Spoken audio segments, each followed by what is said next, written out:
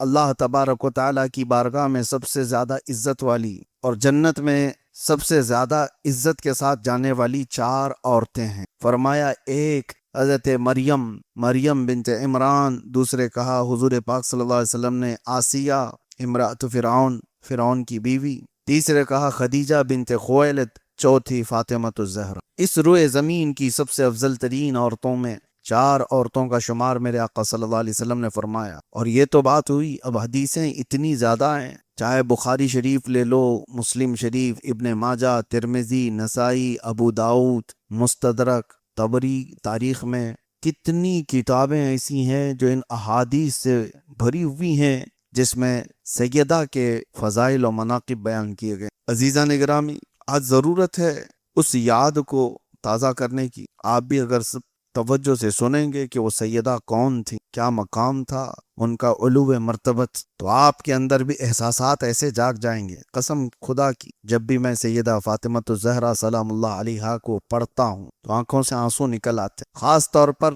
اس لیے کہ وہ محبوب رسول پروردگار ہیں، اللہ تعالیٰ کے رسول کی محبوب۔ ایک مرتبہ خود رسول کریم صلی اللہ تعالیٰ علیہ وسلم مسجد نبوی شریف سے باہر نکلے اور آپ کے اوپر ایک کالی چادر تھی، اور جیسے ہی آپ باہر آئے تو آپ کے چھوٹے سے نواسے حضرت حسن پہلے آئے، رسول پاک صلی اللہ علیہ وسلم نے اپنی چادر میں ان کو چھپا لی۔ پھر حضرت امام حسین آئے تھوڑی دیر بعد، حضور نے ان کو بھی اپنی چادر میں لے لی۔ پھر حضرت فاطمہ آئیں، پھر ان کو بھی اپنی چادر میں لے لیا۔ پھر حضرت علی آئے، ان کو بھی رسول اللہ نے اپنی چادر میں لے لی۔ اس کے بعد پھر قرآن کی یہ آیت پڑھی جو میں نے خطبے کے بعد پڑھا ہے، انما یرید اللہ لیذھبکم اہل البیت ویطہرکم تطہیرا۔ اللہ نے تو یہ چاہ دیا ہے اے اہل بیت، تم سے ہر طرح کی برائی کو دور کر اور تمہیں خوب صاف و ستھرا کر دے۔ اور یہ آیت ایک دوری تمام محدثین کا، شارحین حدیث کا، سب کا اتفاق ہے، یہ آیت اسی گھر والوں کے لیے نازل۔ اہل البیت سے مراد یہاں پر کوئی اور گھر والے نہیں، یہ رسول پاک صلی اللہ تعالیٰ علیہ وسلم کی آل ہے، خاص طور پر حضرت فاطمہ، حضرت علی، حضرت حسن اور حضرت حسین رضی اللہ تعالیٰ مجمعین کے لیے آیت آئی۔ اور ایک دو جگہ نہیں، کئی جگہ پر میرے آقا صلی اللہ تعالیٰ علیہ وسلم ان کو دیکھتے تھے، یہاں تک کہ کبھی حضرت فاطمہ کے گھر کے سامنے سے حضور گزرتے بھی تھے مسجد نبوی شریف کی طرف جانے کے لیے نماز، تو گھر کی طرف رخ کرتے تھے اور پھر پکارتے تھے اے اہل بیت اٹھو نماز کے لیے، پھر آیت تلاوت کر دے انما یرید اللہ لیذھب عنکم الرجس اہل البیت ویطہرکم تطہیرا۔ اے اہل بیت آؤ نماز کے لیے، اللہ نے تو ارادہ کر لیا ہے تم سے ہر برائی کو دور کرتے، تمہیں خوب ستھرا کر۔ جب رسول پاک صلی اللہ علیہ وسلم ان کو مخاطب کرتے یہ آیت پڑھتے، صحابہ کو یقین کے ساتھ یہ معلوم تھا کہ یہ آیت کے مصداق یہی گھر واقع۔ اور سیدہ کائنات فاطمہ الزہرا رضی اللہ تعالیٰ عنہا کے متعلق حدیثیں اتنی ہیں کہ وہ ایک محفل میں سما بھی نہیں۔ میں مختصراً محفل کو جتنا ہو سکتا ہے آپ کے سامنے رکھنے کی کوشش کرتا ہوں۔ سیدہ کائنات فاطمہ الزہرا رضی اللہ تعالیٰ عنہ پیدا ہوئی مکہ مکرمہ میں، اور بعثت کے 5ویں سال یعنی رسول کریم صلی اللہ تعالیٰ علیہ وسلم نے اعلان نبوت فرمایا تھا، اس کے 5 سال کے بعد حضرت خدیجہ رضی اللہ تعالیٰ عنہ کے بطن پاک سے پیدا ہوئی۔ حضور پاک صلی اللہ تعالیٰ علیہ وسلم کی پہلی زوجہ، کروڑوں مومنوں کی ماں حضرت خدیجہ الکبریٰ، آپ سے ہی ساری اولاد ہیں رسول پاک صلی اللہ علیہ وسلم کی، صرف حضرت بی بی ماریہ قبطیہ سے حضرت ابراہیم پیدا ہوئے، باقی 6 اولاد سیدہ خدیجہ الکبریٰ رضی اللہ تعالیٰ عنہا سے، ان میں سب سے چھوٹی اور سب سے لاڈلی بیٹی میرے آقا کی وہ حضرت فاطمہ۔ فاطمہ کا مطلب جانتے ہو آپ؟ حضور پاک صلی اللہ تعالیٰ علیہ وسلم سے پوچھا بھی گیا کہ آپ نے ان کا نام فاطمہ کیوں رکھا؟ فاطمہ کا مطلب ہوتا ہے دور کر دینے والی، دور کر دینے والی چیز۔ تو بظاہر یہ سن کر کے ایسا لگتا ہے ایسا نام کیوں ہے، کیا دور کرنے والی؟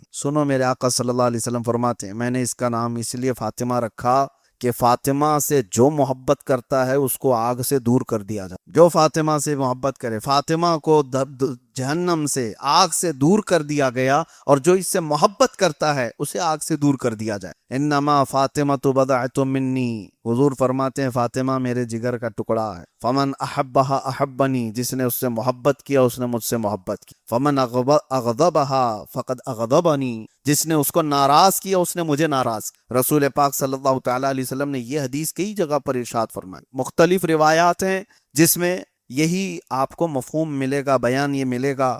اللہ کے نبی صلی اللہ تعالیٰ علیہ وسلم نے فرمایا فاطمہ میرے جسم کا ٹکڑا ہے، کہیں فرمایا فاطمہ میرے جگر کا ٹکڑا ہے، اور پھر ہمیشہ یہ فرمایا جس نے اسے مشقت میں ڈالا اس نے مجھے مشقت میں، جس نے اسے تکلیف دی اس نے مجھے تکلیف دی۔ اسی لیے اب آپ کو یہاں پر میں بتاؤں، رسول پاک صلی اللہ تعالیٰ علیہ وسلم کی حدیثوں کو اور حضور کی صحبت کو سب سے زیادہ قریب سے کون جانتے تھے؟ صحابہ جانتے تھے۔ اس سے پہلے میں نے خلفائے راشدین کا ذکر کیا۔ اب مجھے بتاؤ سیدنا ابو بکر صدیق رضی اللہ تعالیٰ عنہ سے زیادہ قریب کون تھا حضور کو سننے والا؟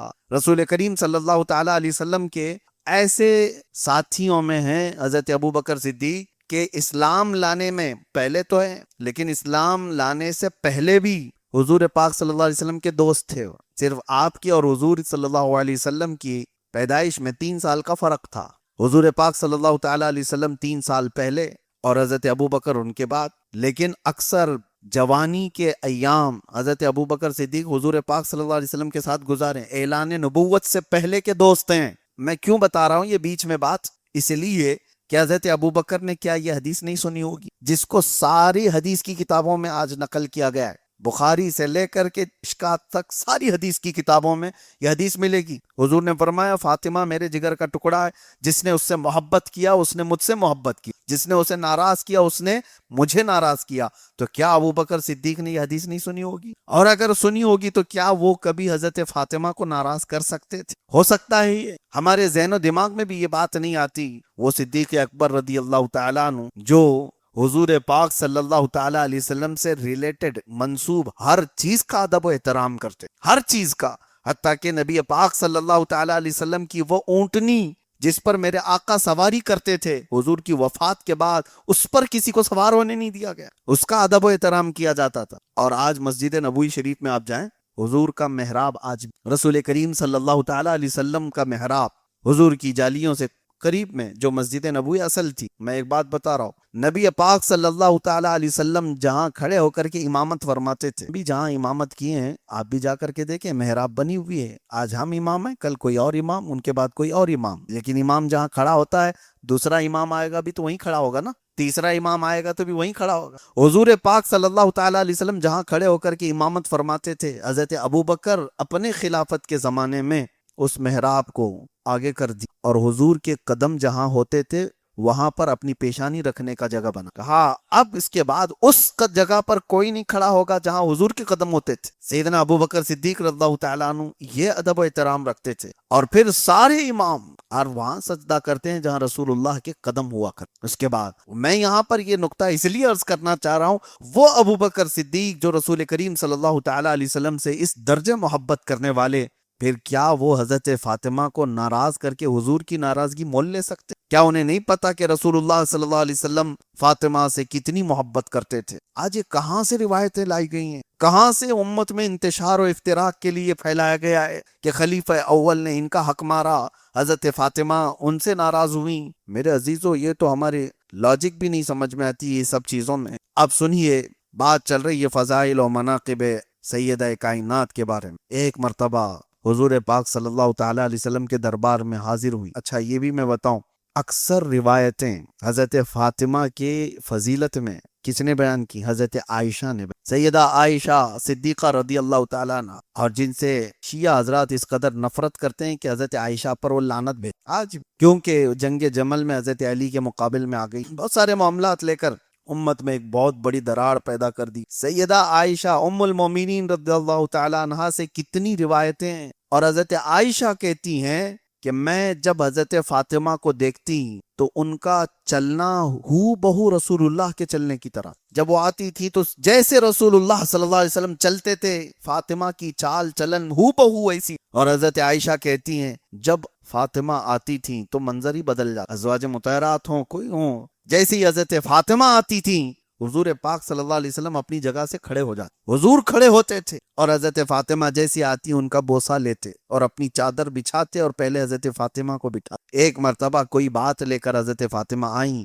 رسول پاک صلی اللہ تعالیٰ علیہ وسلم ان سے سرگوشی فرما رہے تھے۔ تھوڑی دیر کے بعد میرے آقا نے کیا فرمایا کہ ایک فرشتہ جو کبھی آج تک روئے زمین پر آیا نہیں، وہ مجھ سے اجازت لے رہا ہے کہ وہ حاضری کے لیے آنا چاہتا ہے۔ اللہ تعالیٰ کی بارگاہ میں اجازت لے کر کے وہ آیا، اور اس نے کیا خبر دی؟ حضور پاک صلی اللہ تعالیٰ علیہ وسلم فرماتے ہیں وہ ایک فرشتہ جو کبھی نہیں آیا آج میرے دربار میں حاضری دیا اور اس نے کہا یا رسول اللہ صلی اللہ علیہ وسلم اللہ نے آپ کو سلام بھیجا اور پھر یہ ارشاد فرمایا کہ آپ کی یہ بیٹی پورے دنیا کی عورتوں کی سردار ہے۔ ایک لفظ سیدتو نساء العالمین کہا گیا، دنیا کی ساری عورتوں کی سردار ہے۔ اور ایک روایت میں میرے آقا فرماتے ہیں سیدتو نساء اہل الجنہ، جنتی عورتوں کی سردار ہے۔ حدیثوں میں سیدہ کائنات فاطمہ الزہرا رضی اللہ تعالیٰ عنہ کو جب حضور یہ فرماتے ہیں پھر یوں پوچھتے ہیں مسکراتے ہوئے اما ترضین ان تکونی سیدۃ نساء اہل الجنہ، اے فاطمہ کیا تو اس بات سے راضی نہیں ہے کہ اللہ نے تجھ کو جنتی عورتوں کی سردار بنایا ہے؟ حضرت فاطمہ مسکرائی۔ وہ کیسے انعامات تھے؟ وجہ یہ ہے میرے عزیزو، میں بات کر رہا تھا آپ کی ولادت کو لے کر کے۔ سیدہ فاطمہ الزہرا رضی اللہ تعالیٰ عنہ کی جب ولادت ہوئی یہ بعثت کا 5واں سال تھا، اعلان نبوت کے 5ویں سال آپ پیدا ہوئیں، اور یہ وہ زمانہ ہے جب مشقتوں سے بھرا ہوا تھا۔ کفار مکہ اور مشرکین مکہ صحابہ کے ساتھ مسلسل جس طرح کی ایذا رسانیاں کر رہے تھے وہ تو تاریخ میں موجود ہے۔ اس زمانے میں جب رسول پاک صلی اللہ تعالیٰ علیہ وسلم حرم کعبہ میں جاتے، حضرت فاطمہ بہت چھوٹی تھی، 3-4 سال کی۔ اس وقت حضور پاک صلی اللہ علیہ وسلم کے ساتھ وہ بھی حرم کعبہ میں داخل ہو جاتی۔ کبھی مشرکین مکہ، کفار مکہ حضور اکرم صلی اللہ تعالیٰ علیہ وسلم کو ایذا دینے کی کوشش کرتے، کچرے وغیرہ سب لانے کی کوشش کرتے، حضرت فاطمہ ان کا مقابلہ چھوٹی عمر میں، بہت چھوٹی عمر میں ان کفار مکہ اور مشرکین مکہ سے اپنے باپ سید الانبیاء صلی اللہ تعالیٰ علیہ وسلم کی حفاظت کے لیے کھڑی ہو جاتی۔ 4 سال کی بچی اپنے باپ سے اس قدر قریب تھیں، اور یہاں تک کہ ایک بار رونے لگیں رسول پاک صلی اللہ تعالیٰ علیہ وسلم، اور ان کے قریش کے حالات کو دیکھ کر کے میرے آقا صلی اللہ تعالیٰ علیہ وسلم نے ان کو تسلی دیتے ہوئے کہا فاطمہ کبھی نہ رونا، گھبرانا مت، تیرے باپ کا رب اسے کبھی تنہا نہیں چھوڑے گا، یعنی میرا رب مجھے کبھی تنہا نہیں چھوڑے گا، تو گھبرانا مت۔ سیدہ کائنات کی ایک بات مجھے یہ احساس دیتی ہے، بیٹی کا باپ سے جو لگاؤ ہے وہ یہی ہونا چاہیے کہ اس زمانے سے سیدہ فاطمہ الزہرا رضی اللہ تعالیٰ عنہا اپنے والد گرامی کی ہر چیز کو اپنے کندھوں پر لیتی، ہر چیز کو۔ کبھی بھی پوری زندگی، اگر میں ابھی بتاتا ہوں کبھی آپ کو نہیں لگے گا کہ باپ کے لیے ایسی خواہشات کا اظہار کیا ہو اور اپنی دنیاوی خواہشات، اپنی رغبتیں بتائی ہوں جیسے عام عورتیں کرتی ہیں۔ سیدہ فاطمہ الزہرا رضی اللہ تعالیٰ نے ہمیشہ رسول اللہ صلی اللہ علیہ وسلم کی رضا میں راضی رہی، ہمیشہ، یہاں تک کہ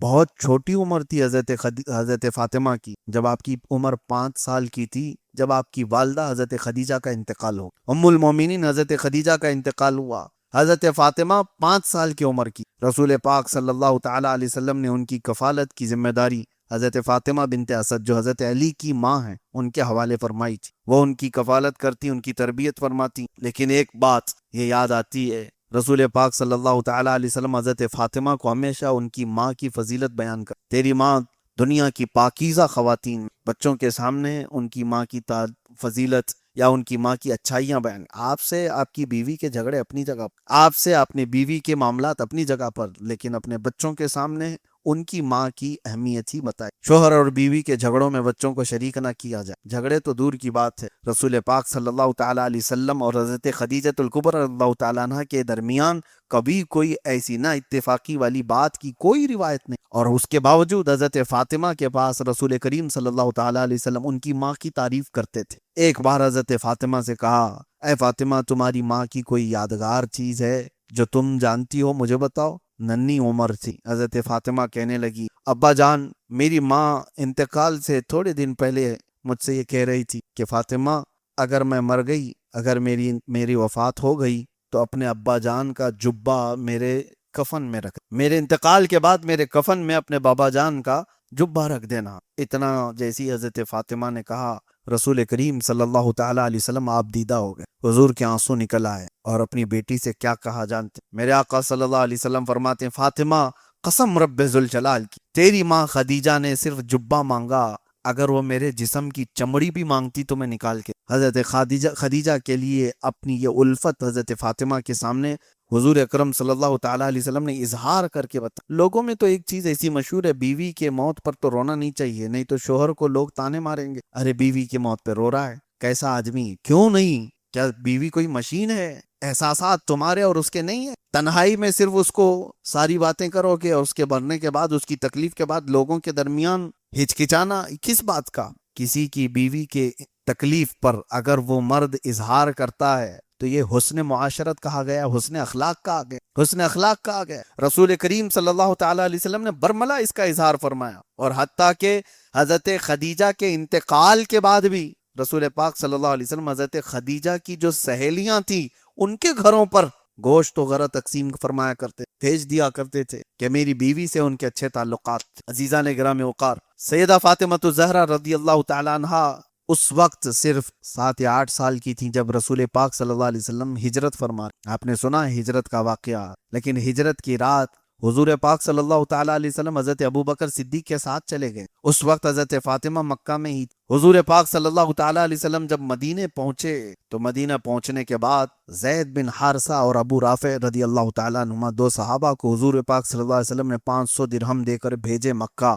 کہ جاؤ میری بیٹیوں کو، اور پھر 2 خواتین کا بھی ذکر ہوا، حضرت سودا، حضرت فاطمہ بنت اسد، ان لوگوں کو وہاں سے مکہ سے سوار کر کے تم مدینہ لے آؤ۔ اس کے بعد کچھ دنوں کے بعد حضرت فاطمہ ہجرت کر کے پھر مدینہ طیبہ پہنچ، اور 2 ہجری تھی۔ 2 ہجری میں ہی حضرت فاطمہ رضی اللہ تعالیٰ عنہ حضور پاک صلی اللہ تعالیٰ علیہ وسلم کے ساتھ جب رہنے لگیں تو ایک دن جبرائیل امین علیہ السلام، توجہ کی بات، حضور پاک صلی اللہ تعالیٰ علیہ وسلم سے عرض کیا، یا رسول اللہ صلی اللہ تعالیٰ علیہ وسلم، اللہ تبارک و تعالیٰ نے حکم فرمایا اور اللہ تعالیٰ نے فاطمہ کا نکاح علی کے ساتھ جنت میں طے فرما دی۔ اللہ کو یہ پسند ہے، یہ نکاح عام نکاح نہیں تھا، جنتی نکاح ہے اور فرمان خداوندی سے طے ہو۔ 2 ہجری میں حضرت فاطمہ رضی اللہ تعالی عنہ کا نکاح ہو گیا مولا کائنات حیدر کرار علی مرتضی رضی اللہ تعالیٰ عنہ کے ساتھ۔ نکاح کا بھی جو نظام تھا، جو تقریب تھی، وہ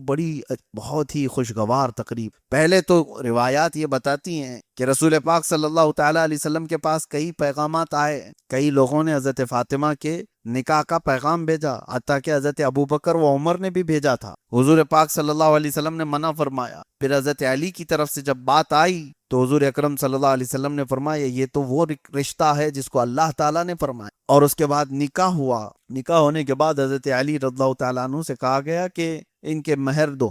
حضرت فاطمہ کا مہر 400 مسقال چاندی کا آ گئے، اور کچھ درہم بھی تھے، مختلف روایات ہیں 450 درہم کے برابر۔ حضرت علی رضی اللہ تعالیٰ عنہ کو حضور پاک صلی اللہ تعالیٰ علیہ وسلم نے فرمایا تم اپنا گھر تیار کرو۔ اس وقت مہاجرین کی بات ہے، یہ مولا علی کرم اللہ وجہہ الکریم ہجرت کر کے مدینے میں آئے ہوئے ہیں، روزانہ ایک باغیچے میں کام کیا کرتے تھے، مختصر سی تنخواہ ہوتی تھی۔ اب شادی کرنے کے لیے اتنی بڑی رقم کہاں سے لائے؟ لیکن جو ان کے پاس تھا ایک لوہے کی زرہ تھی جو جنگوں میں پہنی جاتی، وہ حضرت عثمان غنی کے ہاتھ میں انہوں نے بیچ دی۔ 400 درہم کے قریب یا 500 درہم کے آس پاس اپنے لوہے کی زرہ بیچ دی۔ حضرت عثمان نے وہ خرید لیا، 500 درہم ان کو دے دیا، اور تھوڑی دیر کے بعد وہ زرہ بھی واپس ان کو تحفے میں دے دی، اور وہی پیسے لے کر کے حضرت علی آئے۔ رسول پاک صلی اللہ تعالیٰ علیہ وسلم نے فرمایا گھر کا سامان خرید۔ جو حضرت فاطمہ کے جہیز کی بات کہی جاتی ہے، جہیز کیا تھا، جہیز کی لسٹ بھی موجود ہے، روایات میں موجود ہے۔ رسول پاک صلی اللہ تعالیٰ علیہ وسلم کے گھر سے جب حضرت فاطمہ رخصت ہو رہی تھی تو کیا کیا لے کر کے گئی تھی؟ وہ بسترے تھے 2، اور بسترے کس طرح سے؟ کھجور کے چھال کے۔ 4 تکیے تھے، ایک چمڑے کا مشکیزہ تھا، اور مٹی کے کچھ برتن تھے، ایک چارپائی تھی اور ایک چکی تھی۔ بس اتنی ہی ساری چیزیں موجود تھی جو گھر کے لیے، اور برتن ایک پانی بھرنے کا، کپڑے دھونے کا برتن، جو آج آپ اس کو بالٹی کہیں، بکیٹ کہیں، جس طرح بھی مٹی کے بنتے تھے، اور اس میں بھی ایک برتن ایسا تھا جو کھجور کے چھال سے بنایا اور اوپر سے مٹی کو لیپا ہوا۔ یہ سب جہیز کا سامان تھا جو حضرت فاطمہ رضی اللہ تعالیٰ عنہا لے کر کے حضرت علی کے گھر گئی تھی۔ اب یہاں پر رک کر کے مجھے کہنا ہے، اس جہیز کو کیا سن لیا لوگوں نے اپنے جہیز تیار کر لی کہ سب کو جہیز دینا ہے؟ حضرت فاطمہ جہیز لے کر کے گئی تھی، رسول اللہ نے جہیز دیا تھا۔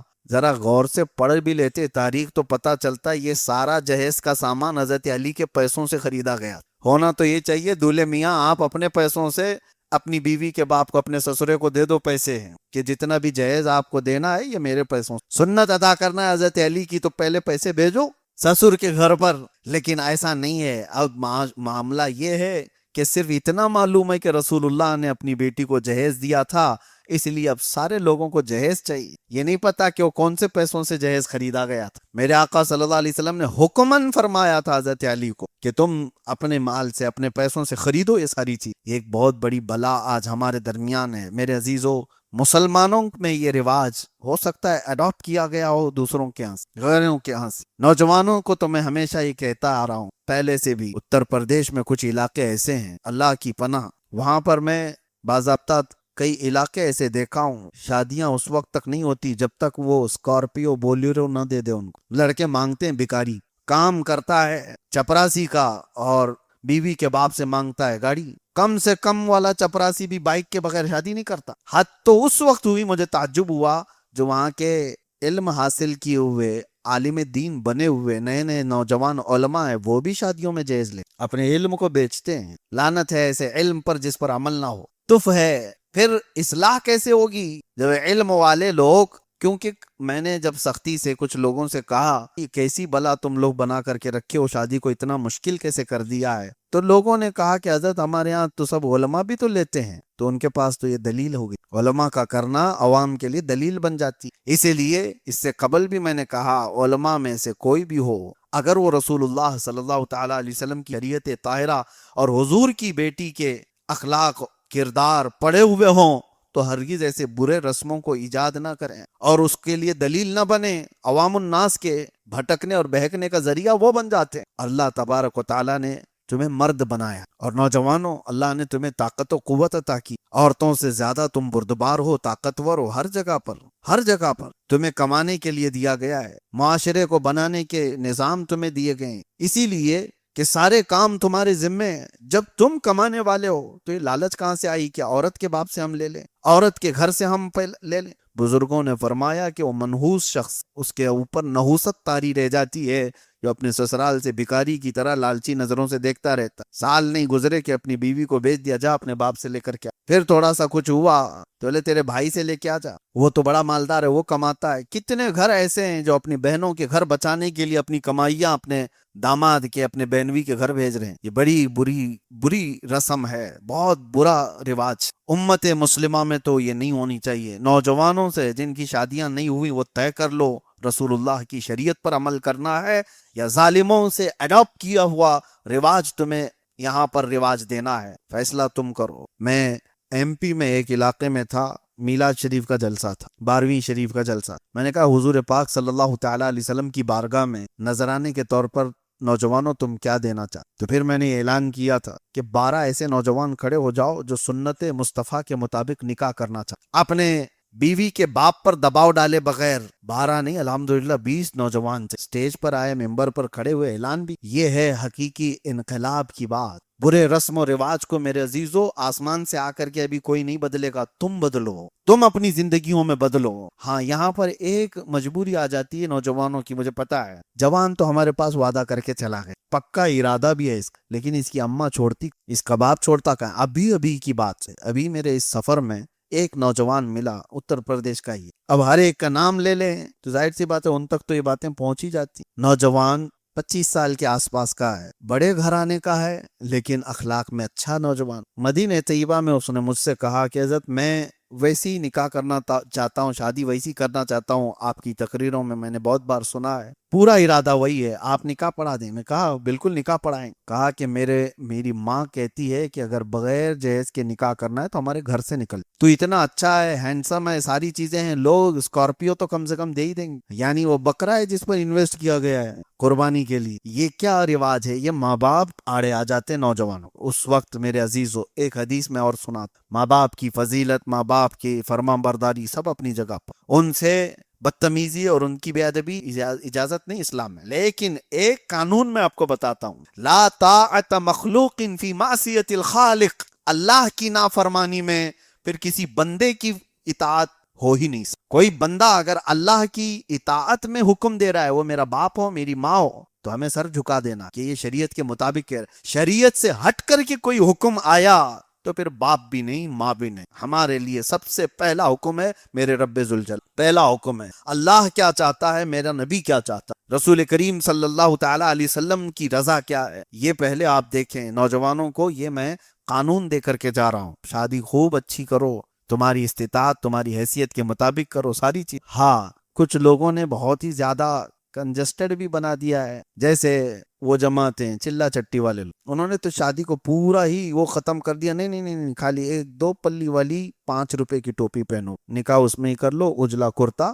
بس اتنا ہی. نہیں, خوشی منانے کا حق ہے تمہارے پاس عمدہ لباس پہننے کا حق ہے. رسول کریم صلی اللہ تعالی علیہ وسلم نے جب اپنی بیٹی کو رخصت کیا تھا تو اب اس کا انداز تو دیکھ, حدیثوں میں موجود ہے. حضرت فاطمہ رضی اللہ تعالیٰ عنہ ایک ذی الحجہ کو رخصت ہوئی تھی حضور اکرم صلی اللہ علیہ وسلم کے گھر سے, تو آپ کے لیے ایک بہت ہی قیمتی اونٹنی منگوائی جب حضرت فاطمہ کی ڈولی جا رہی. اور اس وقت حضور پاک صلی اللہ تعالی علیہ وسلم کی ساری ازواج مطہرات حضرت فاطمہ کے آگے آگے چل رہی. انصار کی ساری عورتیں اس جلوس میں شامل تھیں جب حضرت فاطمہ جا رہی تھی, اور صرف جا نہیں رہی تھی, حضور پاک صلی اللہ تعالی علیہ وسلم کی ساری ازواج مطہرات رجزیہ اشعار بھی پڑھ رہی تھی حضرت فاطمہ کی فضیلت. اس میں سب سے پہلے جو اشعار پڑھی حضرت ام سلمہ رضی اللہ تعالیٰ عنہ. حضرت ام سلمہ نے ساری عورتوں کو مخاطب کر کے کہا, اے عورتوں آ جاؤ اس جلوس میں, دیکھو اس سواری پر کون بیٹھی ہے جس کو رسول اللہ نے جنتی جوانوں کی سردار کہا.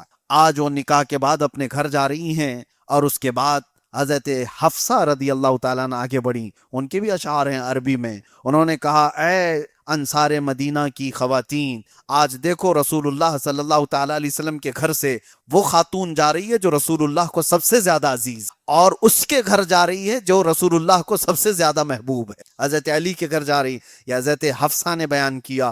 اس کے بعد حضرت عائشہ صدیقہ رضی اللہ تعالیٰ عنہ آئیں اور کہا, اے خواتین, اے مدینے کی عورتیں, سب اپنے اپنے سروں پر حجاب ڈھک لو, اس لیے کہ تم جس کے نکاح کے اس جلوس میں جا رہی ہو اس سے تو اللہ کے فرشتے بھی حیا. حضرت فاطمہ کے فضیلت میں یہ باتیں پڑھی جا رہی تھیں, اور پیچھے انصار مدینہ کی خواتین سب اس جلوس میں شریک تھیں.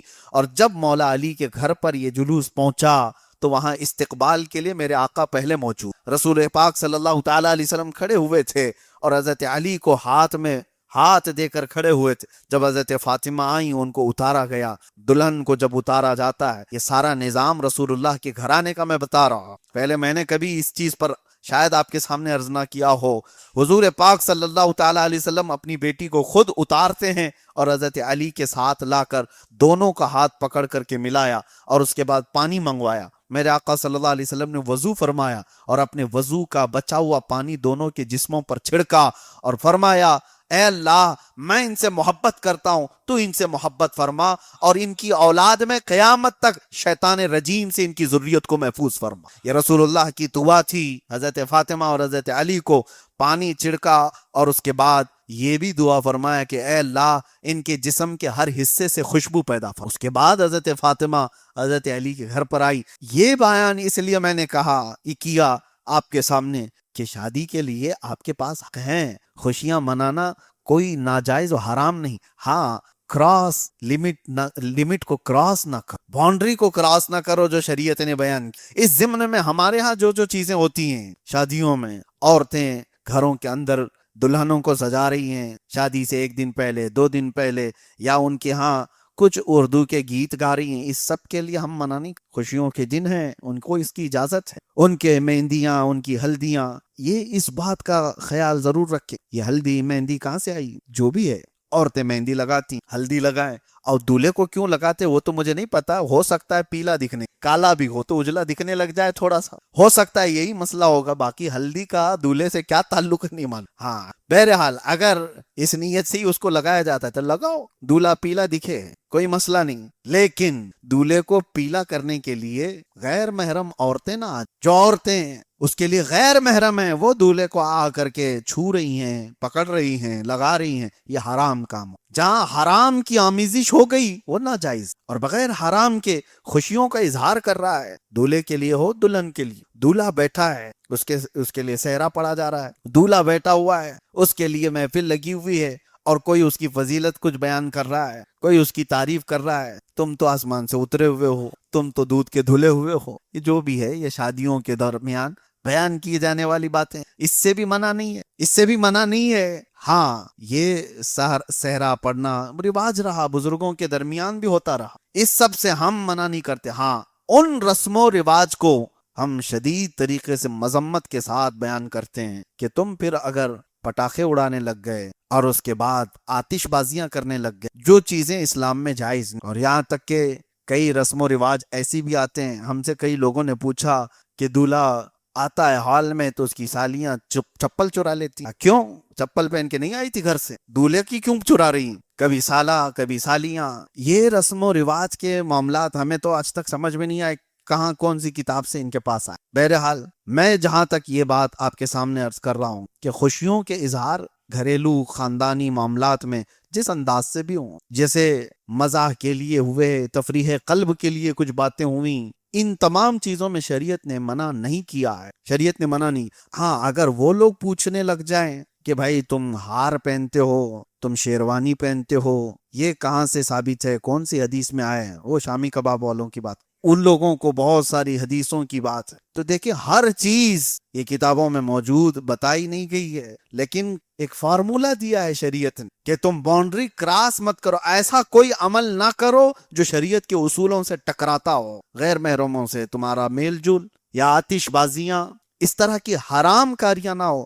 کسی جگہ نکاح میں پہنچے ہوئے ہیں، وہاں جا کر کے دیکھیں تو نکاح سے پہلے ہی خوب دھوم دھڑاکے سے گانے بج رہے ہیں، کہا کیا کرنے کے لیے ہم آئے ہیں؟ کہا بند کر دیں گے، تھوڑی دیر بند کر دیں گے جب تک نکاح ہو رہا، اور نکاح ہوا ادھر سے، اس نے قبول ہے کہا، پھر سے گانے شروع ہو۔ تو تم نے خوشیوں کے اظہار میں کس چیز کا سہارا لی؟ کاش وہ اچھے دن تم رسول اللہ کی نعتیں بھی سنا، اس دن اللہ تبارک و تعالیٰ کی بارگاہ میں دعائیں کرتے کہ ایک نئی زندگی کی شروعات ہے۔ یہ دھوم دھڑاکے میں اس جوڑے کے ساتھ پھر بچے کیا پیدا ہونے والے، اثرات وہی مرتب ہوتے۔ میرے عزیزو، نکاح اور شادیوں کے درمیان ہونے والے خرافات اور رسم و رواج، اس کی کیٹیگری ہونی چاہیے۔ کچھ وہ ہیں جو مباح ہے، میں یہ نہیں کہتا کہ کرنا ثواب ہے، مہندی لگانا ثواب ہے، ہلدی لگانا ثواب ہے، میں نہیں کہتا، مباح چیزیں ہیں جس پر ثواب بھی نہیں، عذاب بھی نہیں، گناہ بھی نہیں، لیکن کچھ چیزیں وہ ہیں جو عذاب ہیں، ثواب نہیں ہے۔ کچھ چیزیں وہ ہیں جو حرام کاریاں اگر اس میں مل گئیں، بہت ساری چیزیں ہیں، اللہ تبارک و تعالیٰ اس سے حفاظت۔ کیا آج کے حالات میں آپ نے نہیں دیکھا کہ ہماری وہ خواتین جو شادیوں میں شامل ہوتی ہیں کس طرح سے شامل ہوتی ہیں؟ اللہ کی پناہ، ڈر لگتا ہے ابھی شادیوں میں جانے، کسی ہال میں چلے جائیں تو ہم کو پردہ کرنا، پردہ، ہاں اچھے لوگ پردہ کر کے جائیں، اچھے لوگ پردہ کر کے جائیں، نہیں تو وہ تو کھلے سامنے آئیں، ان کے بال بکھرے ہوئے، ان کے آدھے لباس، وہ سارا اظہار شادیوں کے محلوں میں کرتی، نعوذ باللہ۔ آج میں حضرت فاطمہ کو سنا رہا ہوں، وہ خواتین اگر سنتی ہیں تو شرم سے پانی پانی ہو۔ اللہ تعالیٰ نے تمہارا حسن، تمہارا جمال اس لیے نہیں دیا تھا کہ ایرے غیرے نتھو کھیرے کے سامنے تم بے پردہ ہو کر کے اپنے بالوں کا اظہار کرو، اپنے حسن کا اظہار کرو۔ کسی بھی محفل میں جانے کے لیے جتنا سجتی ہیں، کیا یہ اپنے گھروں میں شوہروں کے لیے سجی تیار ہوتی؟ جبکہ حکم شریعت کا یہ تھا، حدیثوں میں موجود یہ تھا کہ عورت اپنے خاوند کے لیے زینت کرے، اپنے شوہر کے لیے تیار ہو تو اس کے لیے ثواب ہے، لیکن وہ شوہر کے لیے کبھی نہیں سجتی۔ وہ تو جب پارٹی میں جانا ہو تو کچھ تو وہ ہوتی ہیں کہ اگر وہاں پر اللہ کی پناہ لائٹ بند کر دیں تو جنات بھاگ جائیں، ایسے حالات نہیں ہیں، آپ یہ سب چیزیں نہیں دیکھتے، حقیقت میں جنات ان سے بھاگتے ہوں گے۔ وہ جو لوگ کہتے ہیں اس عورت پر جن آیا، اس عورت پر جن آیا، مجھے کبھی تعجب ہوتا ہے آیا کیسے؟ ڈر نہیں لگا بے پردہ عورت سے؟ خواتین کو سنبھلنے کی ضرورت ہے۔ سیدہ کائنات کے بارے میں امام اہل سنت فاضل بریلوی رضی اللہ تعالیٰ عنہ نے کیا خوب فرمایا، جس کے آنچل کو نہ دیکھا ماہ و مہر نے، ماہ و مہر کس کو کہتے ہیں؟ چاند اور سورج کو۔ اعلیٰ حضرت فرماتے ہیں جس کی آنچل کو چاند اور سورج نے بھی نہیں دیکھا ہے، اس کی ردائے نزہت پہ لاکھوں سلام، ایسی پاکیزہ چادر پہ لاکھوں سلام۔ سیدہ کائنات کے بارے میں فرمایا گیا ان کی آنچل کو چاند سورج نے نہیں دیکھا، وہ جس طرح سے زندگی گزار گئے، اللہ اکبر۔ میرے آقا صلی اللہ تعالی علیہ وسلم فرماتے ہیں قیامت کے دن حضور فرماتے ہیں جب میں داخل ہوں گا، میں محشر میں ہوں گا، تو حضور فرماتے ہیں میرے آگے آگے فاطمہ ہوگی، میرے ساتھ حسن و حسین اور علی بھی ہوں گے۔ تو یہ اہل بیت نے رسول اللہ سے پوچھا، میرے آقا صلی اللہ علیہ وسلم سے، آقا پھر ہم سے محبت کرنے والے کہاں ہوں گے؟ حضور نے فرمایا وہ سب تمہارے پیچھے پیچھے آئے، اہل بیت سے محبت کرنے والے اسی جماعت کے ساتھ جنت میں جا رہے ہوں گے۔ اور حضرت فاطمہ کے بارے میں حضور صلی اللہ علیہ وسلم فرماتے ہیں ازبا نام کی اونٹنی حضور کی، وہ سواری میں حضرت فاطمہ کو دی جائے گی قیامت کے۔ میرے آقا صلی اللہ علیہ وسلم کی حدیث ہے کہ قیامت کے دن سارے انبیاء کرام اپنی اپنی سواریوں پر، جانوروں کی جو سواریاں تھیں، وہ محشر کے میدان میں آئیں گے۔ حضرت صالح علیہ السلام ان کی اونٹنی پر آئیں گے، جو اونٹنی معجزہ تھی۔ وہ سارے نبی اپنی اپنی سواریوں پر آئیں گے، اور نبی پاک صلی اللہ علیہ وسلم فرماتے ہیں میں براق پر سوار ہو کر آؤں، اور سوائے نبیوں کے کسی اور کی سواری کا ذکر نہیں ہے۔ اور حضور فرماتے ہیں صرف اسبا میری اونٹنی پر فاطمہ کو بٹھایا جائے، اور جب فاطمہ گزر رہی ہوں گی تو 70,000 حوران جنت ان کے ساتھ ہو، اور خواتین بھی ہوں گی، 70,000 خادمائیں ہوں گی۔ اور میرے آقا فرماتے ہیں جنت سے اچانک ایک فرشتہ ندا دیتا ہے، آواز دیتا ہے، یا اہل الجمع یا اہل المحشر غضوا ابصارکم فإن فاطمہ بنت محمد تمر الی الجنہ۔ اے محشر والو اپنی آنکھیں نیچی کر لو، محمد کی بیٹی فاطمہ جنت کی طرف جا رہی صلی اللہ تعالی علیہ وآلہ وسلم۔ سیدہ ظاہرہ طیبہ طاہرہ جان احمد کی راحت پہ لاکھوں۔ قیامت کے دن بھی ان کا حال یہ ہے کہ ملائکہ حکم دیں گے کہ تم اپنی آنکھیں نیچی کر لو، نظریں جھکا لو کہ رسول اللہ کی بیٹی جنت کی طرف جا رہی۔ وہ 70,000 کون سی خوش نصیب عورتیں ہوں گی جو حضرت فاطمہ کے ساتھ جا رہی، کیا قسمت والی ہوں گی۔ میرے آقا صلی اللہ علیہ وسلم نے فرمایا میری امت کی 70,000 عورتیں حضرت فاطمہ کے قافلے میں جنت میں جا رہی ہوں گی۔ کاش ہر عورت یہ تمنا کرتی اس قافلے میں میرا نام تو تمنا کہاں کرتی؟ شادی کے محل میں کھڑے ہو کر کے، بال کھلے رکھ کر کے، ننگے کپڑے پہن کر کے، آدھے لباس میں۔ ارے حضرت فاطمہ کے ساتھ گزرنے کی تمنا ہو، اور اگر اس قافلے میں شریک ہونے کی تمنا رکھتی ہے کوئی خاتون، تو اسے چاہیے کہ وہ اپنے حجاب کا پہلے خیال کرے، وہ اپنے پردے کا اہتمام کرے۔ آج بہت سارے عذابات کی وجہ عورتوں کی بے پردگی ہے۔ میرے آقا صلی اللہ علیہ وسلم نے فرمایا 3 چیزیں جب تم روئے زمین پر دیکھو، مالدار لوگ بخیل ہو جائیں، علماء بے امانت ہو جائیں، دیانت داری ان کی ختم ہو جائے، اور عورتیں بے حیا ہو جائیں، تو اس زمین سے خیر کو اٹھا لیا جائے۔ اور میرے آقا نے فرمایا جب یہ 3 چیزیں تم دیکھ لو کہ علماء کی امانت ختم ہو جائے، اور مالداروں کی سخاوت ختم ہو جائے، اور عورتوں کی حیا ختم ہو جائے، تو اس زمین کے اوپر رہنے سے زمین کے نیچے جانا بہتر۔ حضور فرماتے ہیں پھر قبر میں جانا بہتر۔ آج کے یہ حالات نہیں ہے، یہ تینوں چیزیں دیکھنے کو مل رہی، تینوں چیزیں دیکھنے کو مل رہی۔ خاص طور پر عورتوں کے اندر جو بے پردگی آئی ہے، یہ آج آپ سوچ رہے ہوں گے کہ عورتوں کے بارے میں ہم سے کیوں کہہ رہے ہیں آپ؟ یہاں تو کوئی عورت نہیں بیٹھی، سب تو مرد بیٹھے ہیں۔ اس جرم میں تم بہت برابر کے شریک۔ عورتیں بے پردہ خود سے نہیں ہوتی، کچھ ہوتی ہوں گی آوارہ، لیکن اکثر میں ان کے مردوں کی رضا ہے، ان کے مردوں کی خوشی شامل ہے۔ اللہ کے نبی صلی اللہ تعالی علیہ وسلم منبر پر کھڑے ہو کر کے ارشاد فرماتے ہیں دیوس جہنمی ہے، دیوس جہنمی ہے، دیوس جہنمی ہے۔ 3 بار میرے آقا نے فرمایا تو صحابہ نے پوچھا یا رسول اللہ صلی اللہ علیہ وسلم یہ دیوس ہے کون؟ حضور فرماتے ہیں جس کی عورت بغیر اس کے ساتھ نہیں، جس کی عورت بے پردہ باہر گھومتی ہے، ایسا مرد بھی جہنم میں جائے۔ عورت کی تو بات الگ ہے، مرد کے بارے میں حضور فرماتے ہیں، اور وہ خاموش ہے دیکھ کر کے کہ ہاں بیگم جس طرح سے سجنا ہے سجو، تیار ہو جاؤ۔ اور یہ تو تمہاری غیرت کے خلاف ہے کہ تم اپنی عورت کا پرچار کرا رہے ہو 4 لوگوں میں۔ پتہ نہیں کس کی نظریں کیسی، کسی کی عورت تھوڑی سی جمال والی ہوئی تو اس کو لگتا ہے کہ محفلوں میں کھڑا کرنے کے قابل ہے۔ کیا وہ سرکس کا شیر ہے؟ کوئی جانور لے کر کے آئے ہو جو لوگوں کے سامنے اظہار کرانا چاہتے ہو؟ عربوں میں تو اتنی غیرت تھی کہ دیور بھابھی کو نہیں دیکھتا تھا، برسوں ہو جاتا، پتا بھی نہیں رہتا۔ آج خاندانی معاملات کے اعتبار سے اپنے گھروں کے اندر تو ہے، لیکن یہاں تو مرد حضرات اپنی عورتوں کو اس طرح سے لے کر کے آتے ہیں تاکہ پوری دنیا انہیں دیکھے ایسا آدمی بے غیرت ہے، اس کی مردانگی نہیں ہے، اس کے اندر غیرت ختم ہو گئی۔ اور غیرت والا مرد یہ چاہتا ہے کہ میری عورت کی طرف کوئی نہ دیکھے۔ غیرت مند مرد اس کی تمنا یہ رہتی ہے کہ میری عورت کی طرف لوگوں کی نظر نہ جائے، وہ اپنی عورت کو بہت حفاظت کے ساتھ رکھتا ہے۔ اسی لیے آپ کے سامنے ہم ذکر کر رہے ہیں، آپ بھی جرم کے برابر کے شریک ہیں۔ جب تیار کر کے لے جا رہے ہو تو کس طرح سے لے کر کے جا رہے ہو یہ بھی دیکھو، قیامت کے دن تم سے بھی سوال ہو۔ وہ کپڑے کیا پہننا چاہتی تھی اور تم کیا پہنا دی، اور اگر آدھے کپڑے پہننے کے لیے وہ آ گئی تو کہا چلے گا، چلو سب تو پہن کے آ رہی ہیں، تم بھی پہن کے چلو۔ کچھ مردوں کی یہ بیماری ہے، ان کو یہ لگتا ہے میرے کلیگز ہیں، میرے فرینڈز ہیں، ان سب کی بیویاں تو بالکل فیشنیبل لباس میں ہیں، تم کہاں سے یہ پرانے لباس میں جاؤ گی؟ ہاں دوپٹہ شلوار قمیص یہ کہاں سے، یہ حجاب نقاب ہو؟ دیکھ میرے فرینڈز کی ساری عورتیں تو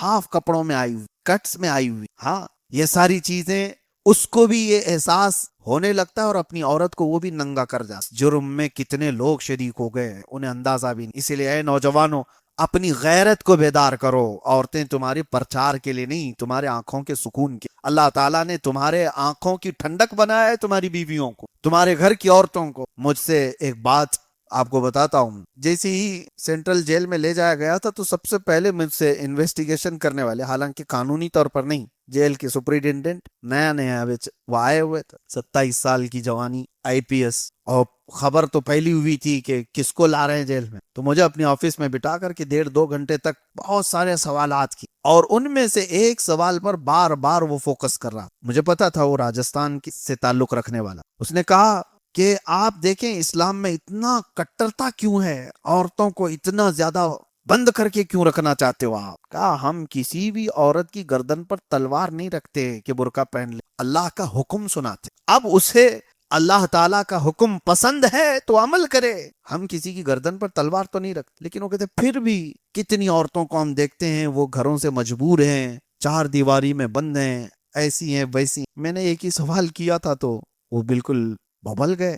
میں کہا کہ ٹھیک ہے، ساری عورتوں کی آپ کو فکر ہے، کیا کسی بیچ پر یا کسی ایسی جگہ پر آپ اپنی بیوی یا اپنی بیٹی کو چھوٹے سے کپڑے میں لانا پسند کریں گے؟ کہا ہمارے گھر کی بات چھوڑیے. کیوں آپ کو پسند نہیں آپ کی بیٹی ننگی آ جائے، تھوڑا سا کچھ کپڑا نہ پہنے، خالی چھوٹا سا کپڑا وہ چیتڑا لگا کر کے آ جائے؟ اور میں تو جانتا ہوں راجستھان کی عورتوں کو کہ راجستھان میں مسلمان نہیں، غیر مسلم عورتوں میں بھی، ہندو عورتوں میں بھی آج بھی رواج ہے. ارے وہ اپنے گھر میں اپنے سسر کے سامنے بھی پورا اپنا آنچل سامنے کر، جانتے ہوں گے آپ. ہم نے ان سے کہا آج بھی آپ کے گھروں میں بھی رواج ہے عورتیں؟ کہا وہ ادب کی وجہ سے کرتی ہیں، پرانا رواج ہے. کہا آپ کو جس طرح سے اپنی بیٹی اور اپنی بیوی کے لیے پسند نہیں ہے، اسلام پورے کائنات کی بیٹیوں کو اپنی بیٹی کے مقام پر رکھ کر کے یہ حکم دے، سب کی بیٹیاں عزت برابر کی ہے سب کی. یعنی کسی اور کی بیٹی کے ساتھ ریپ ہو جائے تو اس کو چھوڑ دیا جائے، اپنی بیٹی کے ساتھ ہو تو پھانسی کی سزا دی جائے؟ نہیں، اسلام میں سب کے لیے وہی حکم ہے، کسی کی بھی بیٹی کے ساتھ. بہرحال ہم موضوع سے الگ نہ چلے جائیں. سیدہ کائنات کو ہم سنا رہے تھے، اس لیے میں عورتوں کو یہاں تلقین کرنا ضروری سمجھتا ہوں، تنبیہ کرنا سمجھتا ہوں. سیدہ فاطمہ الزہرا اللہ تعالیٰ عنہ کی ایک زندگی ہے تو ساری دنیا کے لیے بہترین آئیڈی، بہترین نمونہ عمل ہے. سیدہ کائنات جب آئیں اپنے گھر مولا علی کرم اللہ وجہہ الکریم کے گھر، تو گھر کے سارے کام خود کیا کرتی. بڑے باپ کی بیٹی، رسول اللہ کی بیٹی تھی، عزت و وقار میں کوئی کمی نہیں، جن کے لیے خود رسول اللہ کھڑے ہوتے تھے. حضرت علی کے گھر آئیں، مختصر سی آمدنی پر وہ صبر کرتی تھی. ایک بار حضور پاک صلی اللہ تعالی علیہ وسلم کے پاس وہ آئیں تو حضرت علی بھی پیچھے پیچھے آئے سننے کے لیے کہ حضرت فاطمہ کیا کہہ رہی ہیں، میری شکایت. کچھ چھوٹی سی بات پر تکرار ہوئی تھی. تو حضرت فاطمہ نے جب حضرت علی کے بارے میں کہا کہ میری ان سے اس بات پر تکرار ہو گئی یا رسول اللہ صلی اللہ علیہ وسلم، ابا جان میں کیا کروں؟ حضور پاک صلی اللہ تعالی علیہ وسلم نے حضرت فاطمہ سے یہ کہا، فاطمہ میں یہ نہیں چاہتا کہ کبھی تم علی کو ناراض کرو، اور اللہ تبارک و تعالیٰ تمہیں صبر عطا کرے، اور تم کو اللہ تعالیٰ وہ عطا کرے گا جو وہم و گمان سے زیادہ ہے. یہ کہا حضرت علی پیچھے سے سن رہے. تو حضرت علی نے کہا اسی دن میں نے دل میں یہ ارادہ کر لیا کہ آج زندگی بھر کبھی بھی ایسی بات نہ کروں گا جو فاطمہ کے دل کو ٹھیس پہنچے یا فاطمہ کو تکلیف ہو. یہاں پر ایک بات ہے، بیٹی باپ کے گھر آئے کوئی شکایت لے کر کے تو یہاں آدھا گھر تو یہی توڑ دیتا ہے سسرا، آدھا گھر یہ بیٹی کا باپ یا بیٹی کی ماں یہی لوگ توڑ دیتے ہیں. کہا کیسے تجھے اس نے آنکھ دکھایا؟ ہاں کیا بولا تجھ کو؟ تیری ساس ایسا بولتی ہے، تیرا سسرا ایسا کرتا ہے، تیری نندیں ایسا کرتی ہیں. ہم ابھی جائیں گے، پنچ بٹھائیں گے، لے کر کے جائیں گے مہیلا منڈل میں. یہ بیٹی کی ماں کرتی، آدھا گھر یہ توڑ دیتی ہے. رسول پاک صلی اللہ تعالی علیہ وسلم اپنی بیٹی کو کیا کہہ رہے؟ فاطمہ میں یہ پسند نہیں کرتا کہ کبھی تم سے علی ناراض نہ ہوں. حضور پاک صلی اللہ تعالی علیہ وسلم حضرت علی کو بلا کر ڈانٹ تو سکتے تھے. حضرت علی کیا حضور پاک صلی اللہ علیہ وسلم کے سامنے آنکھ بھی اٹھاتے؟ نہیں. یہ آداب معاشرت ہیں، زندگی گزارنے کے اصول ہیں. آج یہاں پر بھی بہت سارے لوگوں کو میں ایک پیغام دینا چاہتا ہوں، اپنی بیٹیوں کو بچپن سے ہی تربیت دینے لگ جاؤ، کم چیزوں میں، چھوٹی سی چیزوں میں صبر کرنے کا. کچھ عورتوں کو یہ باتیں بری لگتی کہ سارا صبر صرف ہماری زندگی میں ہم کو ہی کرنا ہے، چوروں کے لیے کوئی صبر ہی نہیں ہے. نہیں، سب ہے، لیکن ہم اپنے حصے کی نصیحت تو کریں. اپنی بیٹیوں کی تربیت ایسی کرو، ان سے کہو کہ ہمیشہ تمہیں اس طرح سے حالات نہیں ملنے والے جیسے باپ تمہیں پال رہا تھا۔ کچھ بیٹیاں گھروں میں جا کر کے شادی ہونے کے بعد اپنے شوہروں سے صرف اس لیے لڑتی ہیں کہ آج تک کبھی میرے باپ نے مجھ سے ایسا کروایا نہیں۔ ایک تو شادی ٹوٹنے کے قریب آئی تھی، وجہ کیا ہے؟ وہ صرف اتنی سی لڑائی ہے، بیوی یہ کہہ رہی، دلہن یہ کہہ رہی نہیں ہے ابھی، کہہ رہی میں اس لیے جھگڑا ہوا۔ میں اس کے شوہر سے پوچھا جھگڑا کس بات پر ہوا؟ کہا رکشے میں بیٹھے تھے اس لیے جھگڑا ہوا۔ کہا کیوں رکشے میں بیٹھنے سے جھگڑا کیوں ہوا؟ کہا کہتی میری زندگی میں کبھی باپ نے مجھے رکشے میں بٹھایا نہیں، اس لیے ابھی نئے شوہر نے رکشے میں بٹھایا تو یہ لڑنے لگ گئی، اتنی چھوٹی باتوں پر لڑنے لگ گئی۔ کچھ لڑکیاں وہ ہیں جو اپنے شوہروں کی بہت بڑی بڑی شکایتیں ہمارے پاس لائیں۔ ہاں بڑی شکایتیں، اگر آپ بھی سنیں تو بہت بڑی ہیں۔ ان لڑکیوں کی شکایت یہ تھی کہ میرا شوہر پیزا نہیں، ہاں میرا شوہر کبھی آئس کریم نہیں دلاتا، کبھی رات کو ایک بار بھی لے کے نہیں جاتا۔ یہ بہت بڑی بڑی شکایتیں۔ یہ کس وجہ سے آئی؟ باپ کی اور ماں کی صحیح تربیت نہ ہو۔ بچپن سے اپنی بیٹیوں کی تربیت ایسی کرو تاکہ ان کے گھر سکون کے ساتھ گزر سکے، لاڑ و پیار محبت ساری چیزیں اپنی بیٹیوں کے ساتھ پوری ہوں۔ کون باپ اپنی بیٹیوں سے محبت نہیں کر؟ بیٹیاں ہمارے آنکھوں کی ٹھنڈک ہیں، ہمارے جگر کی ٹکڑیاں ہیں، لیکن ساتھ میں انہیں یہ سمجھائیں کہ یہ زندگی بعد کی، ہمیشہ باپ کا پیار نہیں ہوتا، ہمیشہ تمہاری ماں کی یہ ممتا ساتھ نہیں رہتی۔ آگے کی زندگی تمہیں خود اپنے پیروں پر کھڑے ہو کر کے گزارنا ہے۔ کچھ سختیاں آئیں گی، کچھ مصیبتیں آئیں گی، ان کا سامنا کرنا ہوگا، کبھی گھر میں فاقہ ہوگا۔ ایک شوہر ایسا بھی میں جانتا ہوں، اپنے علاقے کرناٹک کی بات میں کہہ رہا ہوں، پیچھے نماز پڑھتا تھا، ذکر میں آتا تھا، بہت سارے دنوں کے بعد اچانک غائب ہوا۔ پوچھا گیا کیا ہوا؟ کہا کہ وہ تو چلا گیا، وہ بنگلور چلا گیا دوسری جگہ پر۔ کئی دنوں کے بعد پتا چلا کہ وہ بگڑ گیا ہے بہت بری طرح سے، شراب پی رہا ہے، نشہ کر رہا ہے، بہت ساری چیزیں ہو گئی چند ہی سالوں میں۔ میں آپ کو بتاتا ہوں کئی بار میں نے اپنے بیان میں بھی کہا، اس سے ایک دن ملاقات کے بعد پوچھا کہ کیا ہوا، وہ رونے لگ گیا۔ کہا میں آنے سے ڈر رہا تھا آپ کے پاس، شرم بھی آتی، لیکن بات یہ ہے اچھی خاصی زندگیاں گزر رہی تھی، اب جا کر کے اس کو جس چیز کا احساس ہوا ہمارے سامنے بول رہا کہ میری بیوی کے جتنے ایکسپیکٹیشن ہے وہ سب پورے میں کر ہی نہیں پاتا، اس کے سارے جتنے سامان ہیں وہ ساری چیزیں لا نہیں پاتا تھا، تنخواہ کم تھی، اور اس نے ہی مجھے کہا کہ اور بڑی نوکری کر لو، تو میں نوکری کرنے کے لیے ادھر چلا گیا، پھر بھی یہ ساری چیزیں ہو نہیں پاتی تھی گھر کی۔ میری بیوی کچھ نہ کچھ چیزیں بولتی اور پھر مجھے ٹونٹ مارتی اور میں شرمندہ ہو جاتا، کچھ نہ کچھ کر کے میری بیوی کے ساری چیزیں لے آؤں۔ اس کے بعد پھر سگریٹ پینے کی عادت پڑ گئی، پھر دوستوں کے مجمع میں بیٹھتے بیٹھتے پھر ٹینشن اتنا زیادہ ہو گیا، ڈپریشن میں آ گیا، پھر لوگوں نے مجھے شراب بھی پلا دیا، ڈرگس بھی دے دیا، وہاں تک پہنچ گیا۔ لیکن میرے عزیزو جڑ کیا تھی؟ ایک بھلے اچھے خاصے مرد کو بگاڑنے پر کبھی عورتوں کی خواہشات ہو، ان کی لمبی خواہشات، کچھ عورتوں کے میک اپ سیٹ ہی نہیں آ پاتے ان کے مردوں کی تنخواہوں پر، تو اس وجہ سے وہ لڑ رہی ہوتی، جھگڑ رہی ہوتی ہیں کہ میرا یہ سامان نہیں آ پاتا، وہ سامان نہیں آ پاتا۔ سیدہ کائنات فاطمہ الزہرا کے گھر میں دیکھ، اللہ اکبر، حضور پاک صلی اللہ تعالی علیہ وسلم ایک بار دوپہر کے وقت گھر سے باہر نکلے، اور اس وقت حضرت ابوبکر اور حضرت عمر بھی آئے، شدت کی گرمی تھی۔ نبی پاک صلی اللہ تعالی علیہ وسلم حضرت ابوبکر اور حضرت عمر سے کہتے ہیں کس چیز نے تمہیں باہر نکالا؟ حضرت ابوبکر اور حضرت عمر کہتے ہیں بھوک نے۔ حضور پاک صلی اللہ علیہ وسلم فرماتے ہیں مجھے بھی بھوک نے باہر نکالا، چلو چلتے ہیں۔ ایک کھجور کے باغیچے میں پہنچے حضرت ابو ایوب انصاری کا، ان سے کہا کہ تمہارے باغیچے میں کچھ پکی کھجوریں ہوں اتارو۔ ابو ایوب انصاری وہ میزبان رسول ہیں مدینہ طیبہ کے، جن کے گھر پر سب سے پہلے میرے آقا اترے تھے، انہوں نے کھجوریں اتاری اور اس کے بعد اپنے باغیچے میں ایک 6 مہینے کی بکری کا بچہ ذبح کیا اور رسول کریم صلی اللہ تعالی علیہ وسلم کے لیے، حضرت ابوبکر حضرت عمر کے لیے سالن بنوایا۔ میرے آقا صلی اللہ تعالی علیہ وسلم سالن کو 2 حصوں میں کرتے اور فرماتے ہیں ایک صحابی کہ حضور نے فرمایا لے جاؤ ایک آدھا حصہ فاطمہ کے گھر دے آؤ، وہ پچھلے 8 دن سے اس وقت آنکھوں میں آنسو آ گئے صحابہ کے، کسی کو خبر تک نہیں ہوتی کہ فاطمہ کے گھر میں چولہا نہیں جلتا۔ یہ صبر و قناعت والی ان کی زندگی تھی، کبھی اپنے شوہر کی یہ شکایت نہیں لے کر کے آئیں کہ میرے شوہر کی تنخواہ سے میرا گھر پورا نہیں ہو پاتا۔ اتنی تنخواہ تھی حضرت علی کرم اللہ وجہہ الکریم کی، آپ کو میں بتاؤں، ایک مرتبہ حضرت فاطمہ، ان کے دونوں بیٹے حضرت حسن و حسین بیمار ہوئے تھے تو منت کر لی تھی۔ یہ تذکرہ قرآن پاک کی آیتیں کس لیے نازل ہوئی میں بتا رہا ہوں، آیات کا شان نزول ہے 29ویں پارے میں سورہ دہر میں۔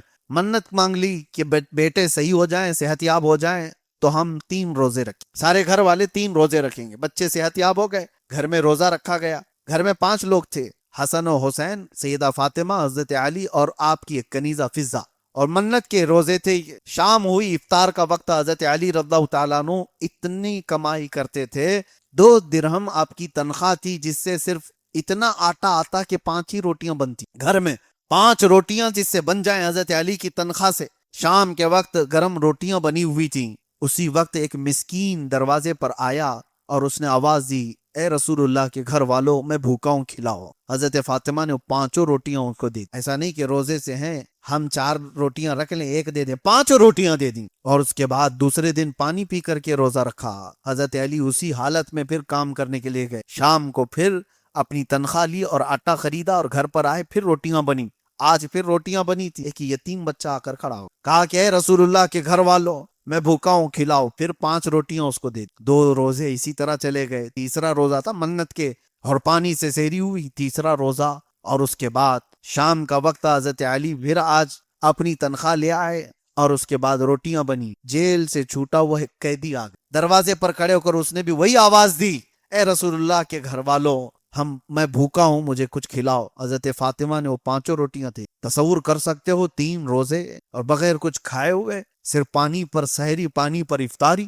یہاں تک کہ تیسرا دن تھا، حضرت حسنین کریمین کے پیٹ پیٹ سے لگ چکے تھے. وہ طاق میں دبک کر کے بیٹھے تھے دیواروں میں. رسول پاک صلی اللہ تعالیٰ علیہ وسلم گھر میں داخل ہوئے اور اچانک دیکھا، آواز دی تو ان کی آواز نہیں نکل رہی تھی بچوں کی. رسول پاک صلی اللہ تعالیٰ علیہ وسلم نے پوچھا، یہ کیا حال ہے؟ تو حضرت فاطمہ نے واقعہ پورا سنایا کہ ہم نے منت کی اور روزے رکھے تھے، اور 3 دن تک کچھ لوگ مانگنے کے لیے آئے اور ہم نے ان کو دے دی. حضور ابھی یہ سن رہے تھے کہ جبرائیل امین علیہ السلام جبرائیل آئے اور رسول پاک صلی اللہ علیہ وسلم کی بارگاہ میں عرض کرتے ہیں، یا رسول اللہ صلی اللہ علیہ وسلم، اس اہل بیت کے پاس جو پہلے دن مسکین آیا، دوسرے دن یتیم آیا، تیسرے دن ایک قیدی آیا، نہ وہ یتیم تھا، نہ مسکین تھا، نہ قیدی تھا، وہ اللہ کے فرشتے تھے جو اہل بیت کا امتحان لینے آئے. اور آپ کو خوشخبری دینے آیا ہوں کہ اللہ تعالیٰ آپ کے گھر والوں سے راضی. اور اس کے بعد حضرت فاطمہ کو رسول پاک صلی اللہ علیہ وسلم نے خوشخبری دی اور جنت کا دسترخوان ان کے گھر پر ہوتا. اور قرآن کی یہ آیت آئی، وَيُطْعِمُونَ الطَّعَامَ عَلَى حُبِّهِ مِسْكِينًا وَيَتِيمًا وَأَسِيرًا. یہ وہ لوگ ہیں جو اللہ کی محبت میں کبھی مسکین کو کھلاتے ہیں، کبھی یتیم کو کھلاتے ہیں، اور کبھی قیدی کو کھلاتے ہیں. یہ آیت کسی اور کے لیے نہیں، یہ فاطمہ کے گھرانے کے لیے. وہاں کبھی یہ شکایتیں تو نہیں تھی، نہ حضرت علی لڑ پڑے ان سے کہ فاطمہ کیا کل کا کل اٹھا کے دے دیتی ہو، کچھ تو رکھو. وہ کیسا گھرانہ تھا.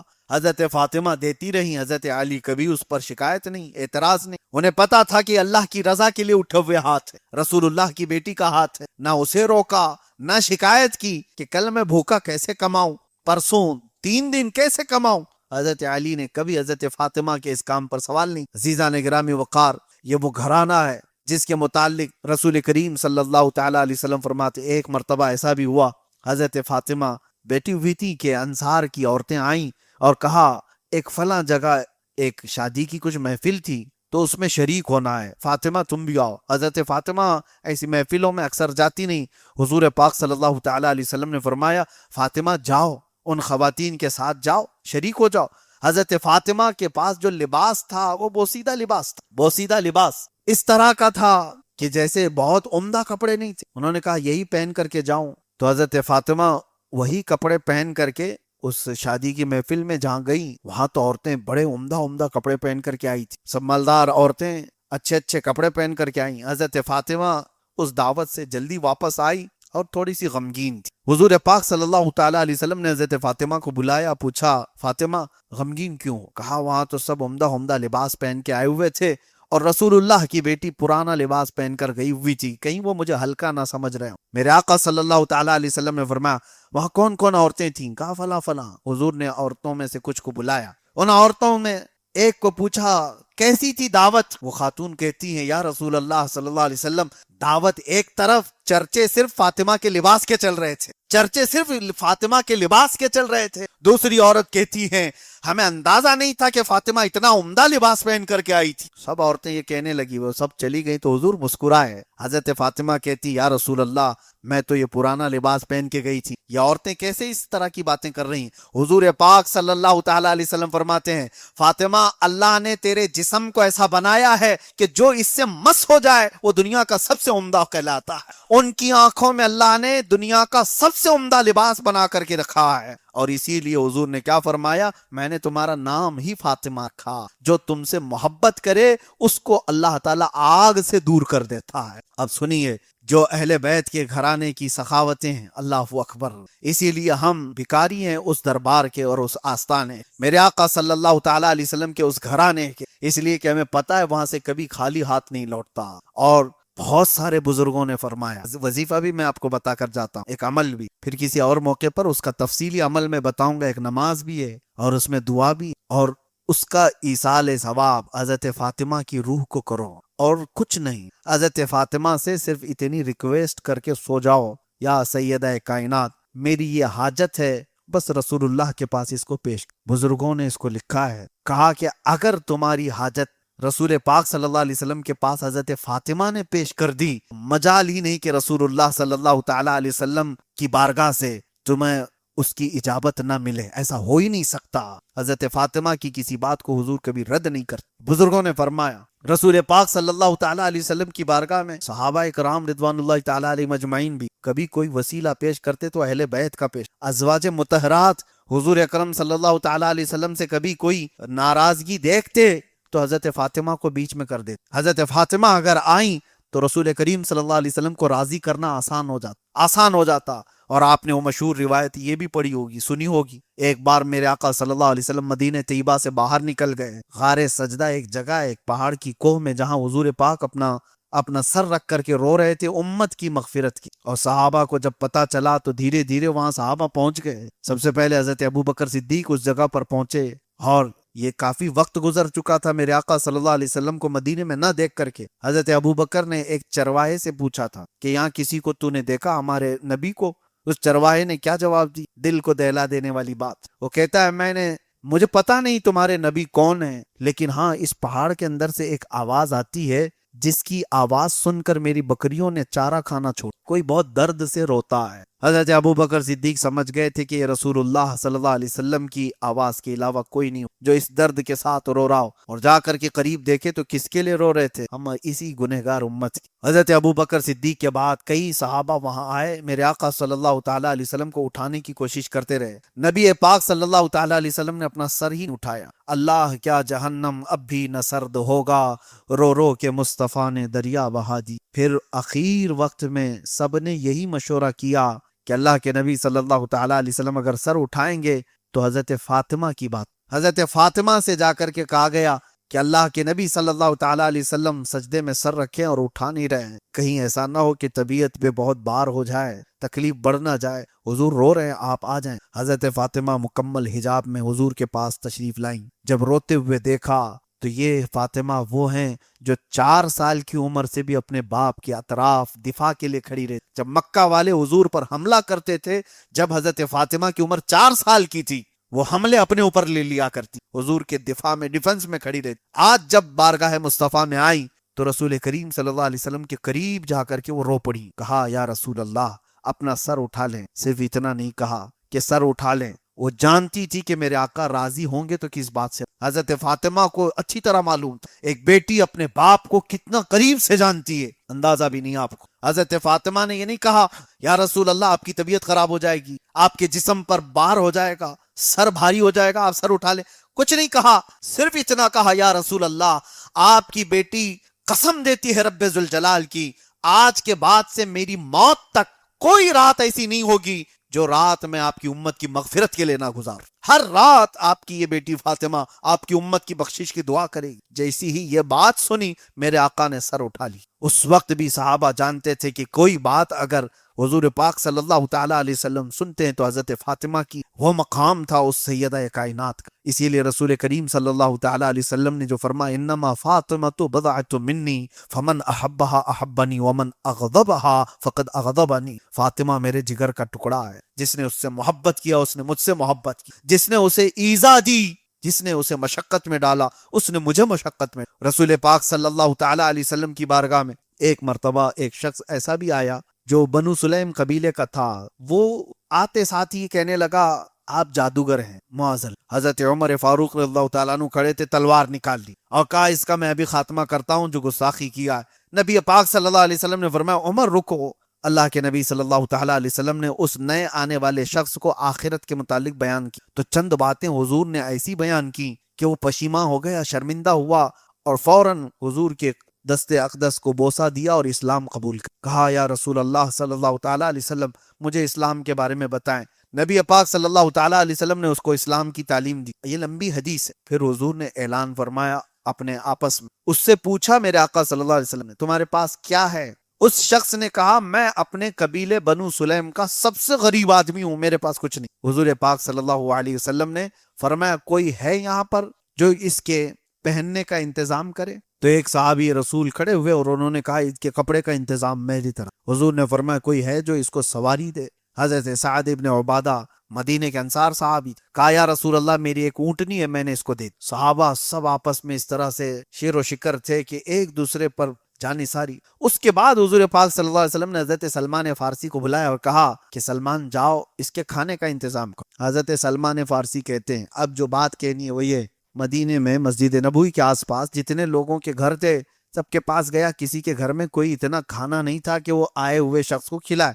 حضرت سلمان فارسی کہتے ہیں پھر آخر میں ایک ہی گھر تھا، وہ حضرت فاطمہ۔ میں وہاں گیا اور باہر کھڑے ہو کر کے کہا، پورا واقعہ سنایا، ایسا ایسا ایک شخص آیا حضور پاک صلی اللہ علیہ وسلم کی بارگاہ میں اور اس کے کھانے کے انتظام کے لیے مجھے رسول اللہ نے بھیجا، کہیں کھانا ہے نہیں مدینے میں آپ کے گھر آ گیا ہوں۔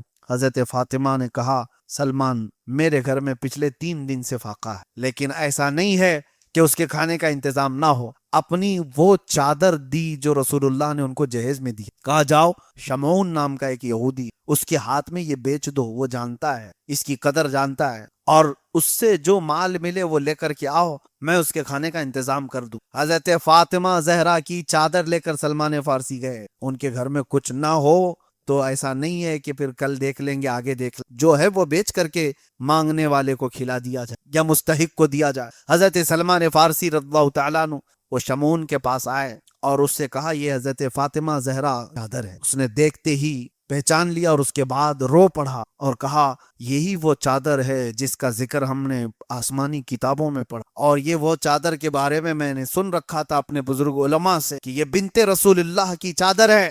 اور اس کے بعد کہا کہ اس چادر کی عظمت تم نہیں جانتے۔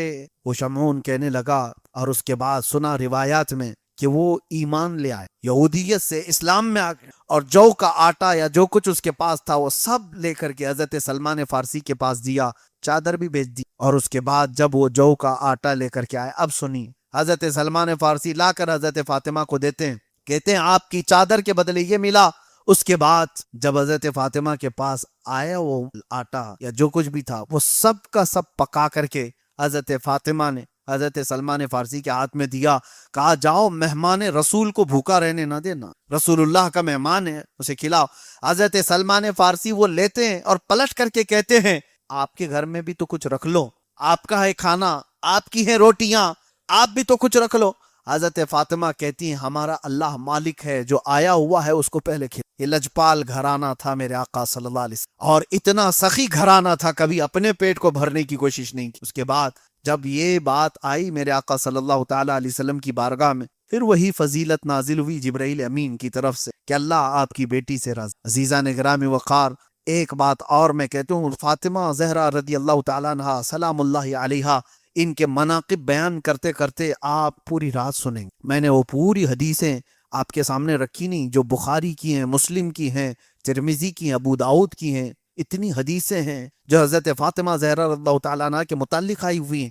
نبی پاک صلی اللہ تعالیٰ علیہ وسلم نے ان کے مقام اور ان کے شان کو کس طرح بیان کی۔ یہ محفل شیعوں کی محفل نہیں ہے۔ کوئی اگر یہ سمجھ رہا ہے کہ جہاں زہرا کی بات کی جاتی ہو وہ صرف شیعوں کی محفل، ہرگز نہیں۔ سنیوں کا سب سے بڑا حق ہے زہرا کا ذکر کرنا، اور ہم تو اس وسیلے سے دعائیں کرتے ہیں، مناقب ہم بیان کرتے ہیں، فضائل ہم بیان کرتے ہیں۔ عزیزان گرامی وقارہ، سیدہ کائنات فاطمہ زہرا رضی اللہ تعالیٰ عنہا کے گھر کی ایک بڑی اور بات آپ کو سناتا ہوں۔ ایک بار سنا حضرت عثمان غنی نے حضور پاک صلی اللہ علیہ وسلم کو اپنے گھر میں دعوت میں بلا، کہا یا رسول اللہ صلی اللہ تعالیٰ علیہ وسلم آپ میرے گھر تشریف لائیں، صحابہ بھی آپ کے ساتھ ہیں۔ حضرت عثمان کون ہیں؟ ارے غنی ہیں، مدینے کے رئیس ہیں، مالدار ہیں۔ حضور پاک صلی اللہ علیہ وسلم کی جب دعوت کی، کھانے بنائے جو کچھ بھی، اس کے بعد حضرت عثمان غنی رضی اللہ تعالیٰ عنہ حضور پاک صلی اللہ علیہ وسلم کے ساتھ مسجد نبوی کے ساتھ سے ہی چلتے رہے اور حضور کے ہر قدم کو گن رہے. اور جیسے ہی حضرت عثمان کے گھر تک پہنچے، حضور نے پوچھا عثمان یہ میرے قدم کیوں گن رہے ہو؟ کہا یا رسول اللہ صلی اللہ علیہ وسلم آپ نے اعزاز بخشا میرے گھر کو، آج تمنا یہ ہے کہ آپ کے ہر قدم کے بدلے ایک غلام آزاد. ایک غلام آزاد کرنا آسان بات نہیں. آج کے زمانے کے تقریباً یوں سمجھ لو کہ 50 لاکھ روپے دے دینا، 1 کروڑ دے دینا، بڑی قیمت ہوا کرتی تھی غلاموں کی. اور حضرت عثمان غنی رضی اللہ تعالیٰ عنہ کہتے ہیں یا رسول اللہ آپ کے ہر قدم پر ایک غلام آزاد کرنے کی، اور اتنی بڑی بات تھی. لٹائیں، یہی تو بات کہتے ہیں کچھ لوگوں کو تو عثمانی ہونا چاہیے. میلاد میں اگر ہم لٹاتے ہیں تو یہ عثمان غنی کی، کہیں یہ تو نہیں کہ حضرت عثمان سے پوچھو کہاں ہے قرآن میں، کہاں ہے حدیث میں کہ رسول اللہ جتنے قدم رکھے اتنے غلام آزاد کرو. وہ حضرت عثمان تمہیں جواب دیں گے. یہ ساری باتیں رسول اللہ صلی اللہ علیہ وسلم کا عشق ہوگا تو دلیل نہیں پوچھے گا.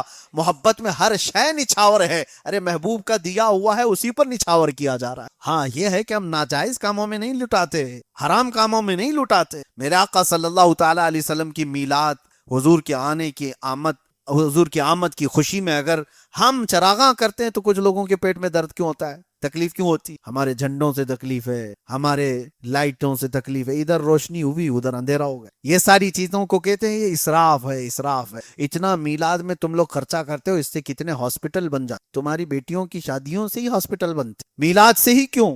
عزیزان گرامی وقار، حضرت عثمان غنی رضی اللہ تعالیٰ عنہ غلام اتنے آزاد کر دی، دعوت بھی ہو گئی. حضرت علی رات کو گھر میں آئے، غمگین تھے. حضرت فاطمہ نے پوچھا میرے رفیق حیات غم کی وجہ کیا ہے؟ کہا آج میرے بھائی عثمان نے ایسی شاندار دعوت کی کہ رسول اللہ صلی اللہ علیہ وسلم کے ساتھ صحابہ بھی آئے اور وہ قدم گن رہے تھے حضور کے، اور ہر قدم کے بدلے انہوں نے ایک ایک غلام آزاد. میں یہ تمنا کر رہا ہوں کاش میرے پاس اتنا مال ہوتا تو میں بھی ویسی شایان شان حضور کی دعوت کرتا. میرے پاس اتنا مال نہیں عثمان کے برابر کا. حضرت فاطمہ نے کہا میرے سرتاج آپ جائیں رسول اللہ کو دعوت دیں، ہم بھی اس کا اہتمام کریں گے. حضرت علی نے کہا فاطمہ کہاں سے انتظام کرو گی؟ کہا آپ رسول اللہ کو دعوت دے کر کے آئیں اور آپ بھی قدم گنیں.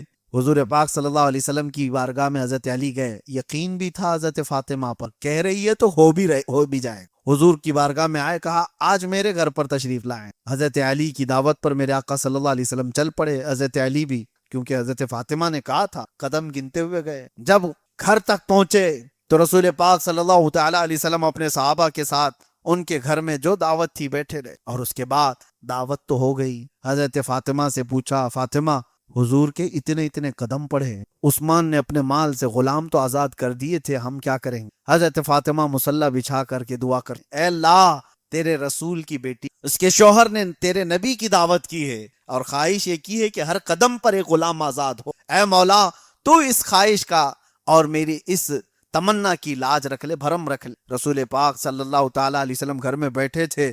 اسی وقت جبرائیل امین اور کہا اللہ آپ کو سلام پیش کرتا ہے یا رسول اللہ، آپ کی بیٹی کی دعائیں اللہ تعالیٰ کی بارگاہ میں پہنچیں اور رب نے حکم فرمایا آج آپ کے گھر علی کے گھر تک جتنے قدم پہنچے ہیں پڑے ہیں، ہر قدم کے بدلے اللہ نے 100 جہنمیوں کو آزاد کر دیا ہے. یہاں غلام آزاد ہوئے، ان کی دعوت میں جہنم سے آزاد ہوئے. وہ اہل بیت کا گھرانہ ہے، ان کے گھرانے کی تمنائیں اللہ تعالیٰ پوری فرماتا ہے. جب وہ خواہش کر لیں تو اللہ اس کو پوری کر دیتا ہے. قرآن میں اس کا ذکر ہے لہم ما یشاؤون فیہا ولدینا مزید، یہ جو چاہ لیں اللہ کے پاس وہ سب ہے، بلکہ اللہ فرماتا اس سے زیادہ ہمارے پاس. جو یہ چاہ لیں اہل بیت کے لیے کہا گیا، اللہ والوں کے لیے کہا گیا. اور ان کے متعلق قرآن کی کئی آیتیں، ایک دو نہیں کئی آیتیں. یہ جب چاہ لے رسول کریم صلی اللہ تعالیٰ علیہ وسلم کا یہ وہ گھرانہ جن کے بارے میں امام حسن بریلوی رحمۃ اللہ تعالیٰ علیہ، امام زمن حسن رضا بریلوی رضی اللہ تعالیٰ عنہ فرماتے ہیں بے اجازت جن کے گھر میں جبرائیل آتے نہیں، قدر والے جانتے ہیں قدر و شان اہل بیت. اور اسی لیے اہل بیت اطہار کی جو تعظیم و تکریم کے معاملات ہیں وہ سنیوں سے سنا کریں تو ایمان بھی تازہ، اور آپ کا ایمان صرف تازہ نہیں اتنا بلند ہو جائے گا جس کو میرے آقا نے فرمایا من مات علی علی حب آل محمد مات شہیدا، جو میرے اہل بیت کی محبت میں مر گیا اسے شہادت کی موت دی۔ محبت کرو اہل بیت سے۔ میرے آقا کی ایک حدیث ہے، علموا اولادکم ثلاث، اپنے بیٹوں کو 3 چیزیں سکھا دو۔ کیا ہے؟ حضور فرماتے حب نبیکم وحب اہل بیتہ وتلاوت القرآن الکریم۔ حضور فرماتے 3 چیزیں اپنے بیٹوں کو سکھا کر کے جانا۔ نمبر 1 اپنے نبی کی محبت، دوسرے نمبر پر حضور کے اہل بیت کی محبت، تیسرے نمبر پر قرآن عظیم سے۔ یہاں پر بہت دنیا بھر کی چیزیں نہیں بتائی گئی، یہ 3 چیزوں میں فرمایا گیا۔ جو رسول سے محبت سکھائے گا اور اہل بیت سے سکھائے گا اور قرآن سکھا کر کے جائے گا، یوں سمجھ لو وہ اپنے بیٹے کو پوری دنیا دے کر جا رہا ہے، آخرت بھی دے کر جا رہا ہے۔ نبی پاک صلی اللہ تعالیٰ علیہ وسلم کی تعلیمات میں ہے یہ کہ اپنے بیٹوں کو یہ سکھاؤ۔ کیوں؟ اپنی محبت کے ساتھ اہل بیت کی محبت کا ذکر فرمایا، اور یہی وجہ ہے، مشہور حدیث آپ نے سنی ہوگی، یا ایھا الناس انی ترکت فیکم الثقلین، اے لوگوں میں تمہارے درمیان 2 بھاری چیزیں چھوڑ جا رہا ہوں۔ اور حضور نے کیا فرمایا؟ 2 بھاری چیزیں کیا ہیں؟ کیا حضور اکرم صلی اللہ تعالیٰ علیہ وسلم فرماتے ہیں، ما ان تمسکتم لن تضلوا، اگر تم نے مضبوطی سے پکڑ لیا ہرگز گمراہ نہ ہوگے، کتاب اللہ و عترتی، ایک قرآن پاک ہے اور ایک میرے اہل بیت۔ قرآن اللہ تعالیٰ کی کتاب نصیحتوں سے بھری ہوئی ہے، لیکن سمجھائے گا کون؟ وہ اہل بیت کی زندگی۔ اسی لیے ایک آیت اگر میں پڑھ دوں، یا ایھا الذین آمنوا استعینوا بالصبر والصلاۃ، اے ایمان والو صبر سے اور نماز سے مدد چاہو۔ مدد صبر سے اور نماز سے۔ اس آیت کی تشریح کون کر کے دکھائے کہ صبر سے مدد کیسے مانگی جائے، نماز سے مدد کیسی مانگی جائے؟ تو ایک آیت کو سمجھنا ہو تو پورا کربلا سمجھ۔ حسین اعظم اپنی زندگی سے تمہیں کر کے دکھائیں گے، زندگی بھر صبر کیا، ان کے وطن کو دور کر دیا گیا، ان کے گھر کو اجاڑ دیا گیا، مدینہ چھوٹ گیا، صبر کیا، مکہ چھوٹ گیا، صبر کیا، قافلے بغیر کسی ہتھیاروں کے چلے، کربلا میں پانی نہ دیا گیا، صبر کیا۔ صبر ہی سے تو مدد مانگتے رہے، صبر ہی سے مدد مانگتے رہے۔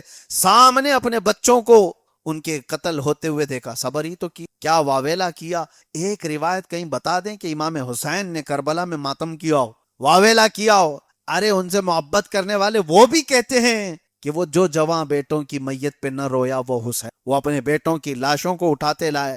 کبھی کوئی روایت نہیں بیان کی جا سکتی کہ امام حسین واویلا کر رہے تھے، ماتم کر رہے تھے کربلا میں، نہیں، ان کی شجاعت اور ان کی صبر۔ اور اخیر میں دنیا نے دیکھا کہ امام حسین لڑتے لڑتے کس حالت میں شہید ہوئے؟ نماز کی۔ زندگی حسین کی بتاتی ہے صبر سے شروع کرو، نماز پہ ختم کرو۔ یہی آیت کا مصداق ہے، قرآن نے کہا یا ایھا الذین آمنوا استعینوا بالصبر والصلاۃ، اے ایمان والو صبر سے مدد مانگو اور نماز سے مدد مانگو۔ کر کے دکھایا تو اہل بیت نے دکھایا، ایک بھی نہیں، اہل بیت کی زندگیاں اس کی شاہد ہیں۔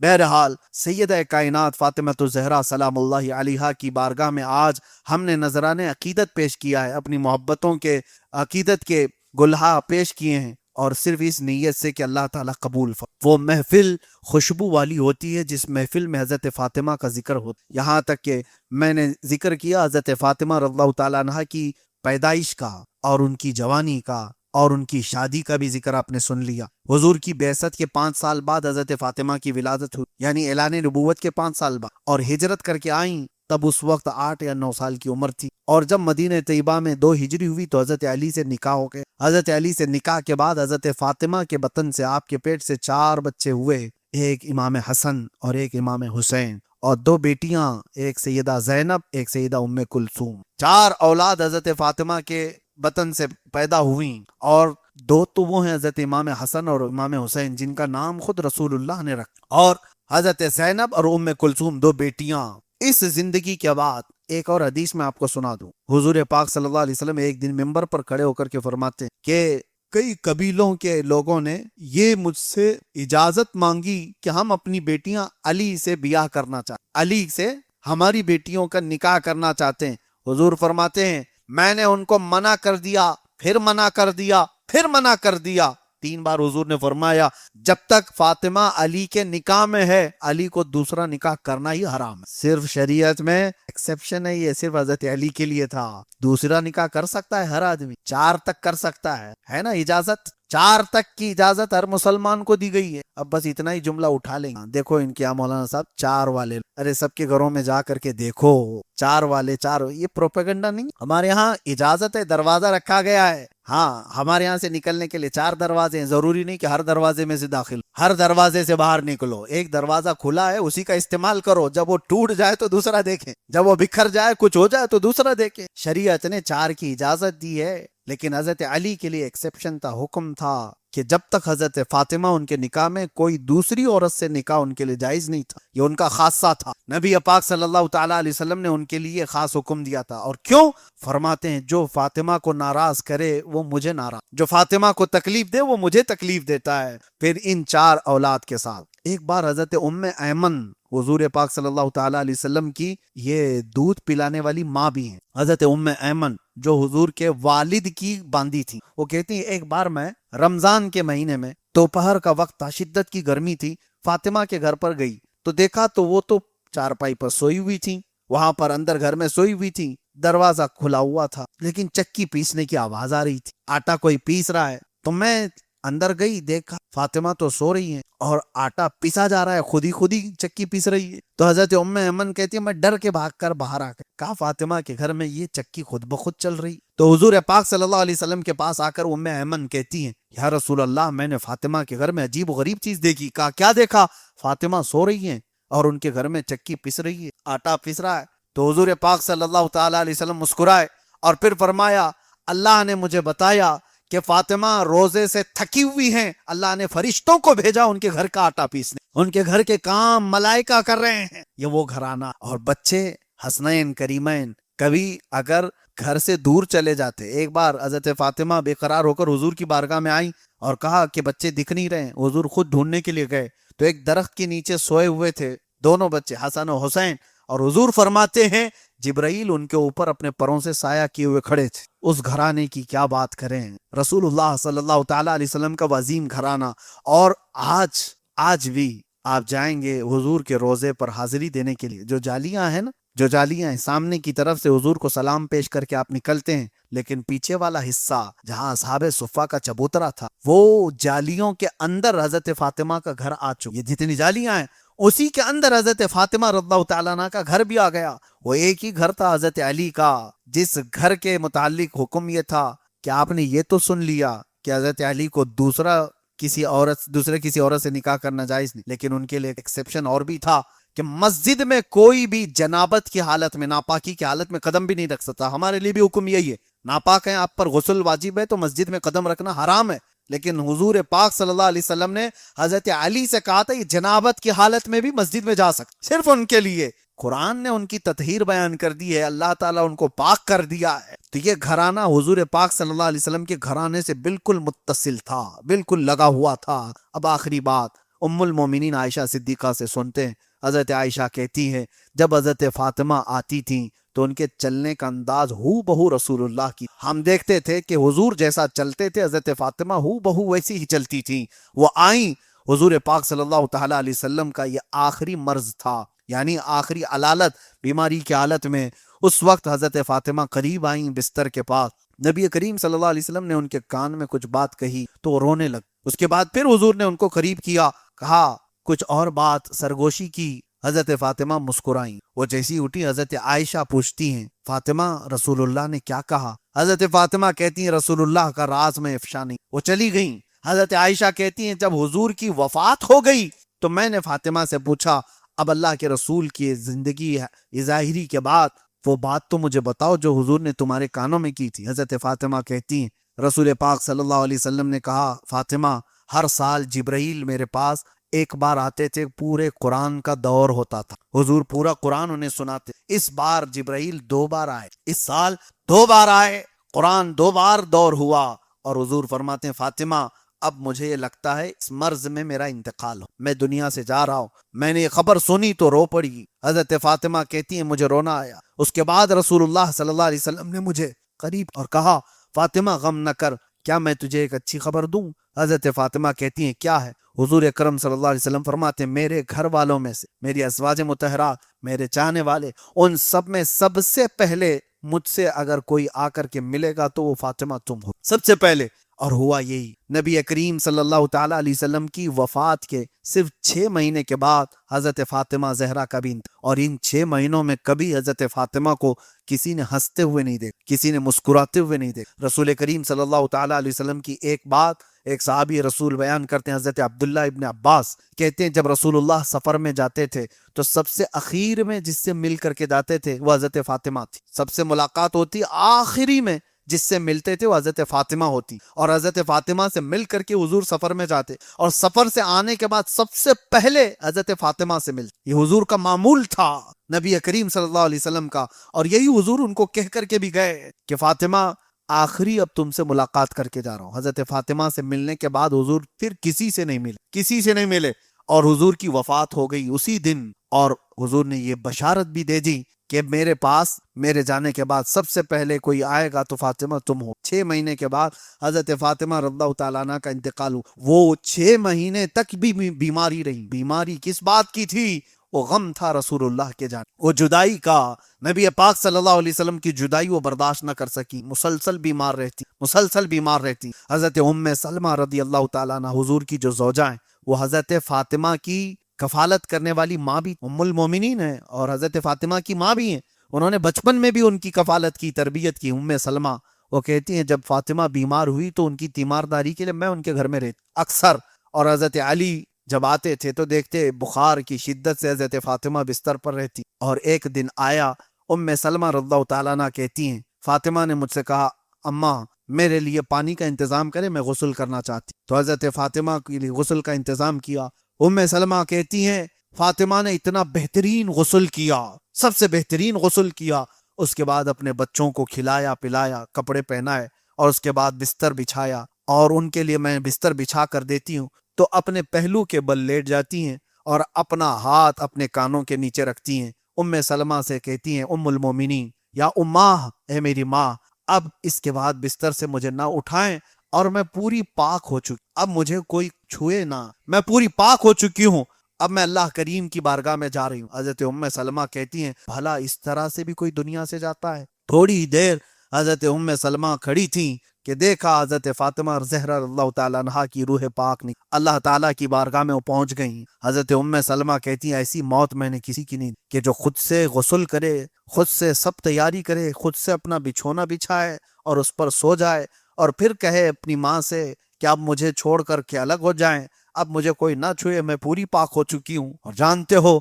آپ کا لقب جو زہرا تھا اسی وجہ سے زندگی میں کبھی کسی کو عورتوں کے معاملات جو ہیں ایام آتے ہیں ان کے ہر مہینے ناپاکی کے، حیض و نفاس کے، اور اللہ نے حضرت فاطمہ کو حیض و نفاس سے پاک رکھا، اسی لیے زہرا کہا گیا آپ کو۔ زہرا وہ سب سے پاکیزہ خاتون تھیں، اور دنیا سے جب رخصت ہوئیں تو خود پاک و صاف ہو کر کے گئیں، اور اس کے وقت آخری وصیت ام سلمہ رضی اللہ تعالیٰ عنہ کی موجودگی میں حضرت فاطمہ کی یہ تھی کہ میں انتقال کر جاؤں تو علی آئیں گے تو ان کے پاس میرا اتنا پیغام دے دیں کہ میرے جنازے کو رات کے وقت لے جائیں، تاکہ لوگوں کے درمیان میرا جنازہ عام نہ ہو جائے، آشکار نہ ہو جائے۔ حضرت فاطمہ زہرا رضی اللہ تعالیٰ عنہ کے جنازے میں بہت مختصر لوگ شریک ہوئے تھے، قلیل صحابات سے، حضرت علی تھے، اور اس کے بعد جنت البقیع میں رسول اللہ صلی اللہ علیہ وسلم کے قریب میں حضرت فاطمہ ہمیشہ کے لیے دفن ہو، اور تقریباً 1344 تک، 1448 آج سے 100 سال پہلے کی بات کر رہا ہوں،